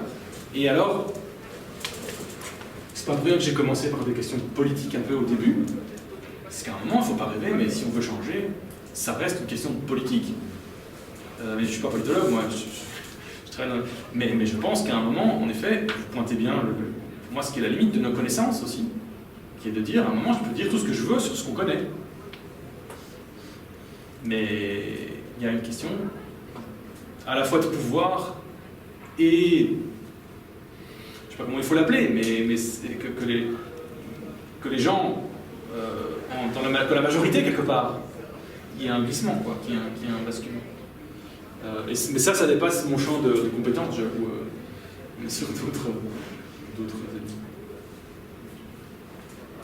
mais vous pointez très bien que, en fait, pour moi, l'enjeu aujourd'hui en éducation, il n'est plus est-ce qu'on n'a pas une bonne idée sur comment on pourrait éduquer les jeunes, quoi.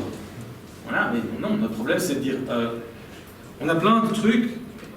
Si vous me demandez mon avis d'expert, je vous dis écoutez, vous voulez aller dans cette direction-là, voilà comment vous pouvez faire, tac, tac, tac, tac, tac, attention à ça, ça, ça, ça. Surtout, faites pas ça, faites pas ça, faites pas ça. Et puis après, il y a mais en fait, vous voulez quoi? C'est quoi les vraies priorités politiques que vous vous donnez? Est-ce que vous êtes prêt à mettre les moyens qui vont avec ces... Et qui va vous soutenir dans la cité? C'est-à-dire, est-ce que vous avez une alliance politique suffisamment forte pour qu'on puisse aller dans ce sens-là? Si vous voulez une question de dire, est-ce qu'un des enjeux, c'est pas de convaincre le politique que ces techniques-là peuvent s'appliquer à toutes les catégories sociales? Quand on a l'école publique, on se dit peut-être que ça va aller dans les écoles privées, parce que ça va être certaines catégories sociales qui vont y aller. Mais est-ce que les catégories les plus basses, qui étaient même dans le schéma final, tout en bas à gauche, est-ce qu'il y a peine a priori, et est-ce que c'est vrai ou pas, que en fait certaines catégories de la population, déjà à 4-5 ans, c'est déjà dur de faire de la gestion d'émotions, ce genre de choses. Et est-ce qu'il y a des exemples d'écoles publiques qui ont réussi à mettre en place ce genre de technique à une échelle significative, par exemple? Est-ce qu'il y a des écoles qui ont réussi à le faire à une échelle significative? Oui. Est-ce que ça marche avec tous les jeunes enfants? Oui. Publiques, des écoles publiques? Oui, tout à fait. Est-ce que des élèves de milieux défavorisés peuvent en profiter? Oui, peut-être plus que les autres, puisque les autres ont peut-être les chances de développer certaines de ces compétences dans la famille.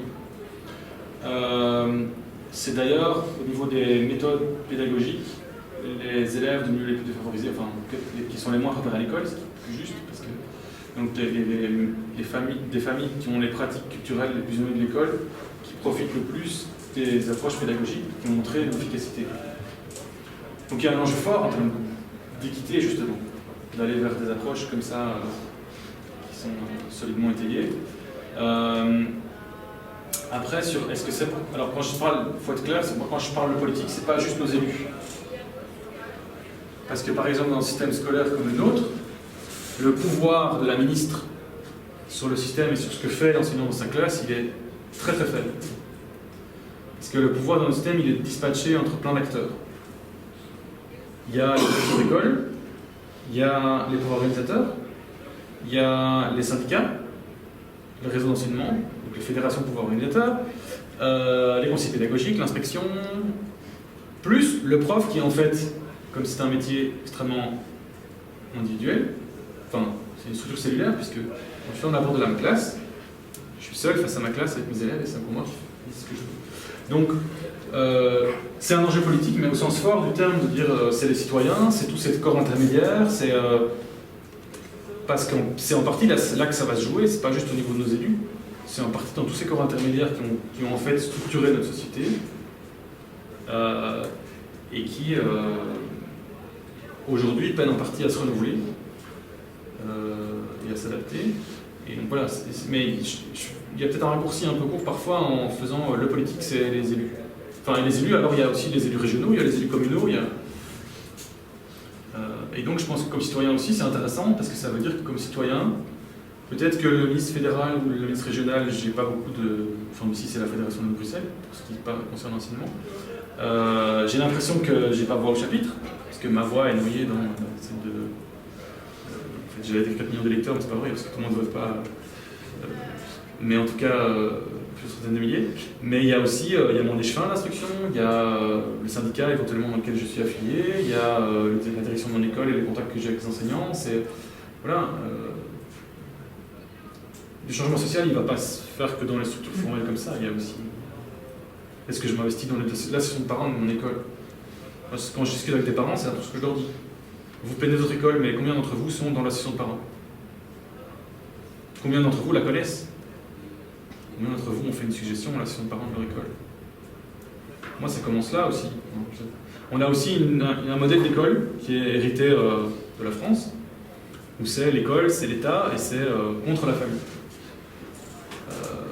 Je pense que si on avait voilà, si les citoyens réinvestissaient l'école aussi, on aurait plus facile à changer l'école. Un petit quart d'heure pour des questions. J'ai toujours la mienne en magasin. Okay. Mais oui, merci. Vous avez commencé l'exposé par une question, je crois que la plupart des gens dans la salle, ça les a intéressés, c'est donc les connaissances peuvent-elles nous sauver? Et je crois que vous avez montré, il me semble en tout cas, quelque chose qui ne nous surprend pas non plus, que c'est certainement une condition suffisante pour nous faire changer, mais certainement pas. Ah oui, pardon, une condition nécessaire, mais certainement pas suffisante. On peut être très bien informé sans pour autant venir du jour au lendemain transformer nos actions. Et après, vous êtes reparti, ça va l'air d'être plus une thèse que vous défendiez. C'est que c'est pas vraiment la connaissance en elle-même qui est importante, c'est la manière dont on l'utilise. Donc c'est plutôt ce que vous avez appelé l'esprit critique, donc c'est la capacité de pouvoir dissocier quelles sont sans doute les connaissances auxquelles on peut se fier, quelles sont les connaissances auxquelles on ne peut pas se fier. Ce qu'on appellerait nous sans doute plutôt la rationalité. Donc en fait, j'imagine ce que vous défendez, c'est plutôt l'idée selon laquelle il faut apprendre à être rationnel, il faut apprendre à faire un esprit critique. Et ça, ce serait transformateur, ou ce serait ce qui serait à la base, si j'ai bien compris ce que vous défendez, d'une modification de comportement plus que la connaissance en elle-même. Ou ce serait en tout cas également une condition nécessaire à une telle transformation. C'est la première sous-question, c'est est-ce que j'ai bien compris que c'était quand même quelque chose que... Oui, je dirais... En tout cas, je n'irai pas jusqu'à dire c'est ça qui va changer le comportement. Non, mais c'est plutôt que ça répond à un enjeu qui est de dire si ce que nous racontent les climatologues et d'autres, les géologues, etc., sur ce qui est en train d'arriver, on a intérêt à avoir des futurs citoyens qui ont un esprit critique et qui savent faire un débat démocratique. Donc dans ce sens-là, la rationalité est importante. Je ne sais pas si ça va... si tout seul, ça va amener à des comportements. Mais face à ça, si on veut garder déjà l'idée de rationalité, parce que je pense qu'elle est peut menacer aussi. Et si on veut garder une société pluraliste et démocratique, on a besoin de gens qui sont mieux à même de l'avoir vécu et de savoir y participer. La raison en fait, pour ça que je posais la question, c'est que je ne suis pas psychologue, mais j'ai lu quelques travaux de Lewandowski, parce qu'il y a un psychologue qui travaille précisément sur la question du climato-scepticisme, et qui s'est précisément intéressé à la question d'abord, est-ce qu'ils sont mal informés? Le climato-sceptique, il a montré non, c'est pas un déficit d'information. Et puis il s'est posé cette question, est-ce qu'ils sont irrationnels? Et sa grande conclusion, qui était assez frappante, est que non, c'est pas du tout des gens irrationnels, des grands climato-sceptiques qui sont en fait des gens très intelligents, très bien informés, très rationnels.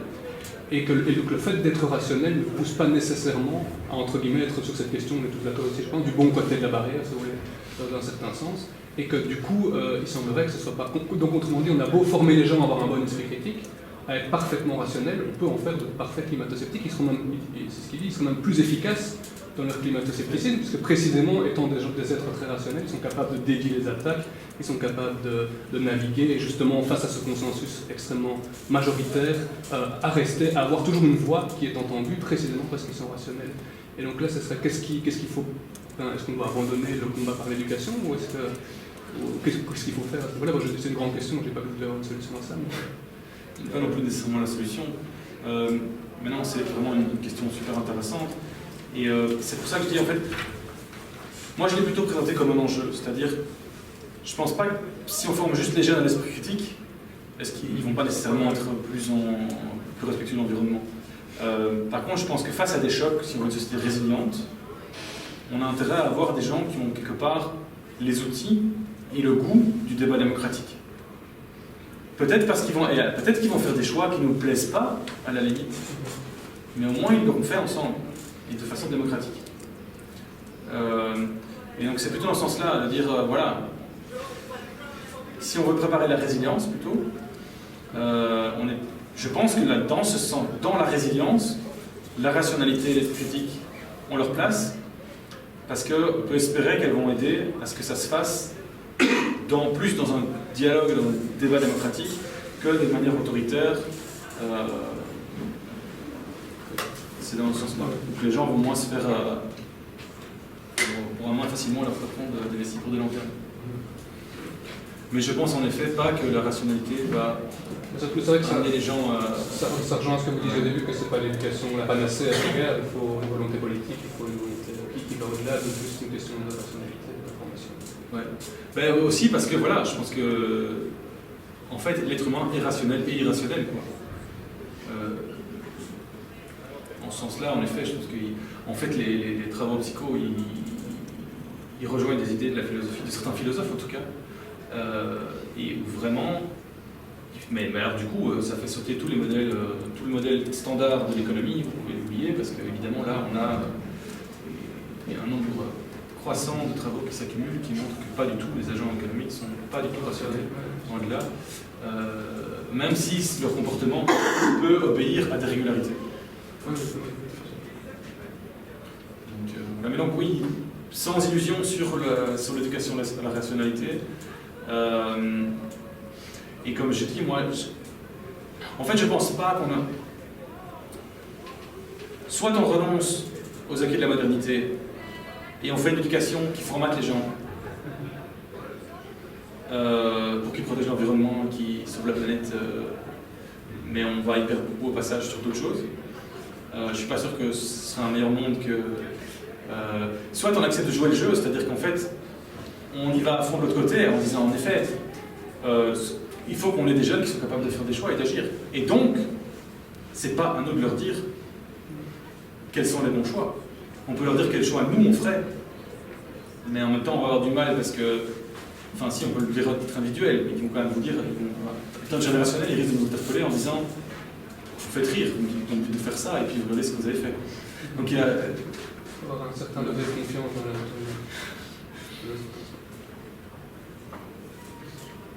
Oui, dans la même perspective de réflexion, le même choix pourrait être fait pour la médecine et ouvrir une réflexion dans l'éducation pour la médecine traditionnelle ou les médecines alternatives, qui est une question qui est pratiquement jamais posée.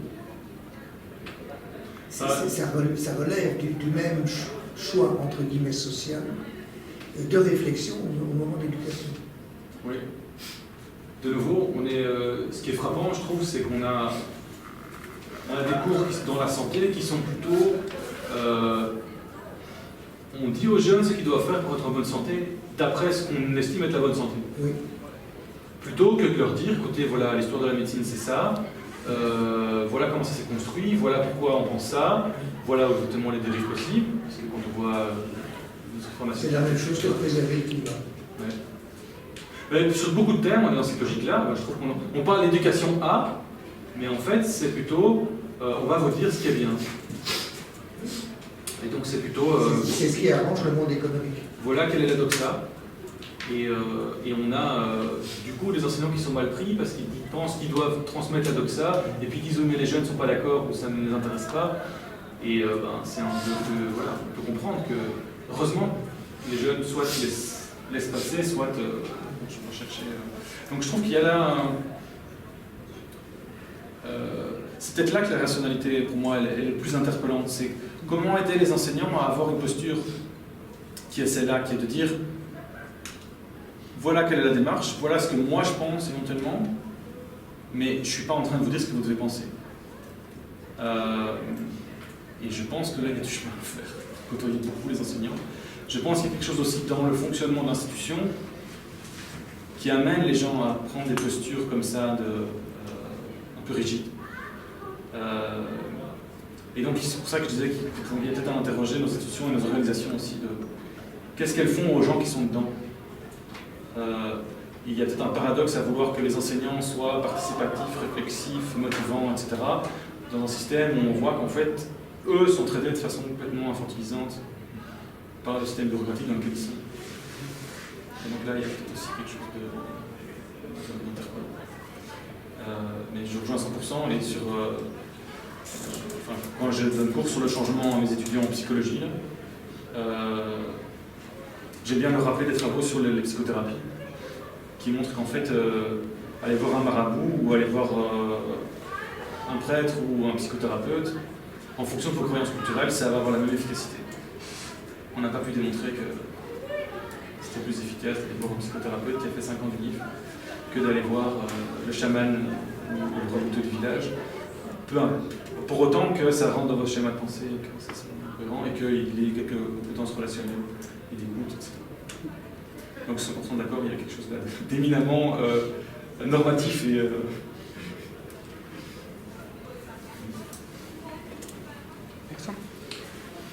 Je ne connais pas assez l'histoire du monde de l'éducation, donc c'est peut-être une question ouverte à tout le monde, mais d'où ça vient cette verticalité de l'enseignement, puisque vous disiez que ça justifie le monde d'entreprise, mais en fait non. Les entreprises, ils veulent des gens qui sont souples, innovants, critiques, pas trop, mais critiques. Vraiment, avoir des moutons comme on produit, c'est pas pour rien qu'il n'y a pas de Google dans le coin, hein? C'est pas pour rien qu'il n'y a pas de Tesla. D'où ça vient ça a commencé quand, là, ce truc-là, là, que la chair, on parle en bas, là, puis, la science, oui, la science, l'autorité de la science. Ça vient d'où? Il y a une réponse, enfin, je sais pas. Non, allez-y. Il y a une réponse évolutive. Hein. Vous parliez tantôt de l'apparition de l'homme en tant que prématuré. En fait, de façon tout à fait schématique. L'enfant humain est élevé au départ par ses parents, mais ses parents disparaissent très tôt, au sens où, à l'époque des premiers humains, les parents meurent avant que l'enfant ne soit capable de se débrouiller. Donc il était pris en charge par la communauté. Et donc, c'est la communauté qui formait l'être humain. C'est ce qui fait la case. Est-ce que vous en allez pour me dire que ça date de l'homme de Cro-Magnon, cette verticalité d'éducation? Non, ça date d'il y a environ 12 000 ans. Parce que jusqu'au moment, enfin, tant que l'être humain est élevé par la communauté, si j'ose dire, c'est très caricatural, tous les êtres humains avaient un cerveau du même gabarit, qui était celui de la communauté. Au moment où il y a eu un problème d'implantation dans un territoire, qui est l'implantation agricole, Les gens n'ont pas élevé des enfants pour qu'ils permettent de vivre, mais ils ont élevé des enfants pour qu'ils prennent possession, qu'ils continuent la possession qu'ils avaient de leur milieu, du monde agricole qu'ils avaient. Et c'est de là que démarre en fait le socio-économique. Et c'est de là que part l'enseignement. Tu vois cette plante, c'est moi qui l'ai plantée, c'est comme ça qu'il faut l'élever, c'est comme ça que tu en hériteras. Et donc le gabarit n'était plus préserver la communauté, mais préserver le bien qui était transmis. D'où la naissance de l'inégalité. Il y a quand même, là c'est la réponse de Rousseau, mais il y a quand même beaucoup de sociétés qui n'ont pas fonctionné avec le droit privé avant très tard. L'éducation grecque n'est pas de cette forme-là non plus. L'éducation grecque faisait des esclaves et des nantis. Ah ben c'est sûr, je parlais de l'éducation grecque de l'élite. Ah mais voilà, c'est ça. Mais même dans le modèle de l'élite grecque, il n'y avait pas ce modèle vertical. Donc, mais tu dis que la sphère économique demande des gens très créatifs, inventifs, etc. J'ai l'impression que c'est une toute petite minorité des emplois, c'est que vous prenez un autre. J'ai l'impression que la toute grosse majorité des emplois, on fout des gens qui ne sont pas souples, qui fassent ce qu'on leur dit, qui respectent l'autorité, etc. Donc, c'est une planète un peu spéciale. Voilà, ça mériterait... Juste un mot sur le marché, je suis pas économiste, mais ce que j'ai en comprends pour l'instant, ce que j'en ai vu, c'est vraiment une dualisation du marché du travail. On a de plus en plus de postes très qualifiés qui demandent des gens flexibles, qui vont imaginer des solutions différentes, qui vont penser out of the box, comme on dit aujourd'hui. Et en même temps, de l'autre côté, on a vraiment des emplois très peu qualifiés, où en effet, il faut juste exécuter. Donc on a vraiment cette dualisation plus forte qu'avant qui apparaît. J'ai pas la réponse, il y a probablement des aspects évolutifs. Ce qui est quand même frappant, c'est de voir les pays scandinaves, par exemple, qui ont développé un système éducatif qui est beaucoup moins dans cette logique-là. Et d'autres, même les pays anglo-saxons, on sent que c'est un peu différent. Le rapport à l'enseignant est différent aussi. Moi, je dirais qu'il y a au moins deux facteurs qu'on peut identifier. Un, le catholicisme, certainement, avec justement la chaire, etc., qui est quand même un système très pyramidal et très... qui sait que l'Église catholique, c'est quand même très hiérarchisé à un moment donné, et ça a probablement joué. Et c'est quand même l'Église catholique qui a initié l'enseignement dans le pays, qui a été pendant longtemps, et encore aujourd'hui, indirectement un opérateur majeur. Probablement, comme je disais, le système français, qui est quand même un système qui culturellement est extrêmement hiérarchique. Et le système d'enseignement français en particulier, bien plus que chez nous, est un système pyramidal. Et donc je pense que ça laisse des traces quand même sur comment on conçoit l'enseignement culturellement, je veux dire, dans les plantations collectives. Et donc il y a quelque chose de ça, je crois, quand même, qui reste dans nos systèmes. Dans les pays scandinaves, la socialisation de la prise en charge est beaucoup plus égalitaire que dans notre pays. La prise en charge de l'éducation est faite par l'État. Il n'y a pas de contribution privative de la part des parents. Etc. Et dans les pays anglo-saxons, vous avez en fait un système d'éducation qui n'est pas du tout égalitaire, mais par contre qui est très fort basé aussi sur les écoles, c'est la communauté. Parce que c'est souvent les communautés qui ont fondé leurs écoles. Et donc il y a un rapport beaucoup plus égalitaire. Ceux qui réussissent bien, qui sont à l'école, qui vont bien à l'école, ils ont vraiment un rapport proche avec les enseignants. Il y a beaucoup moins de distance. Par contre, ceux qui ne savent pas payer leur entrée, c'est pas grave, on s'en occupe pas, mais je fais rien calculer. Donc voilà, il y a des différences culturelles, et je ne sais pas en partie d'où elles viennent, mais c'est clair que ça, c'est quelque chose qui... ça nous colle un peu à la peau dans les pays latins d'Europe, qui a cette espèce de rapport un peu top-down dans l'approche de l'enseignement. Et du coup, dans toutes les politiques, tout ce qu'on disait, il y a un peu cette idée que quand on veut éduquer, quand on veut réformer l'enseignement, la sagesse va descendre. Sauf qu'en fait, les travaux empiriques montrent que ça ne marche pas du tout. Ça fait 50 ans qu'on essaie de réformer, et puis ça ne change pas ce qui se fait dans les classes, donc très peu. Je pense qu'on peut remercier une nouvelle fois.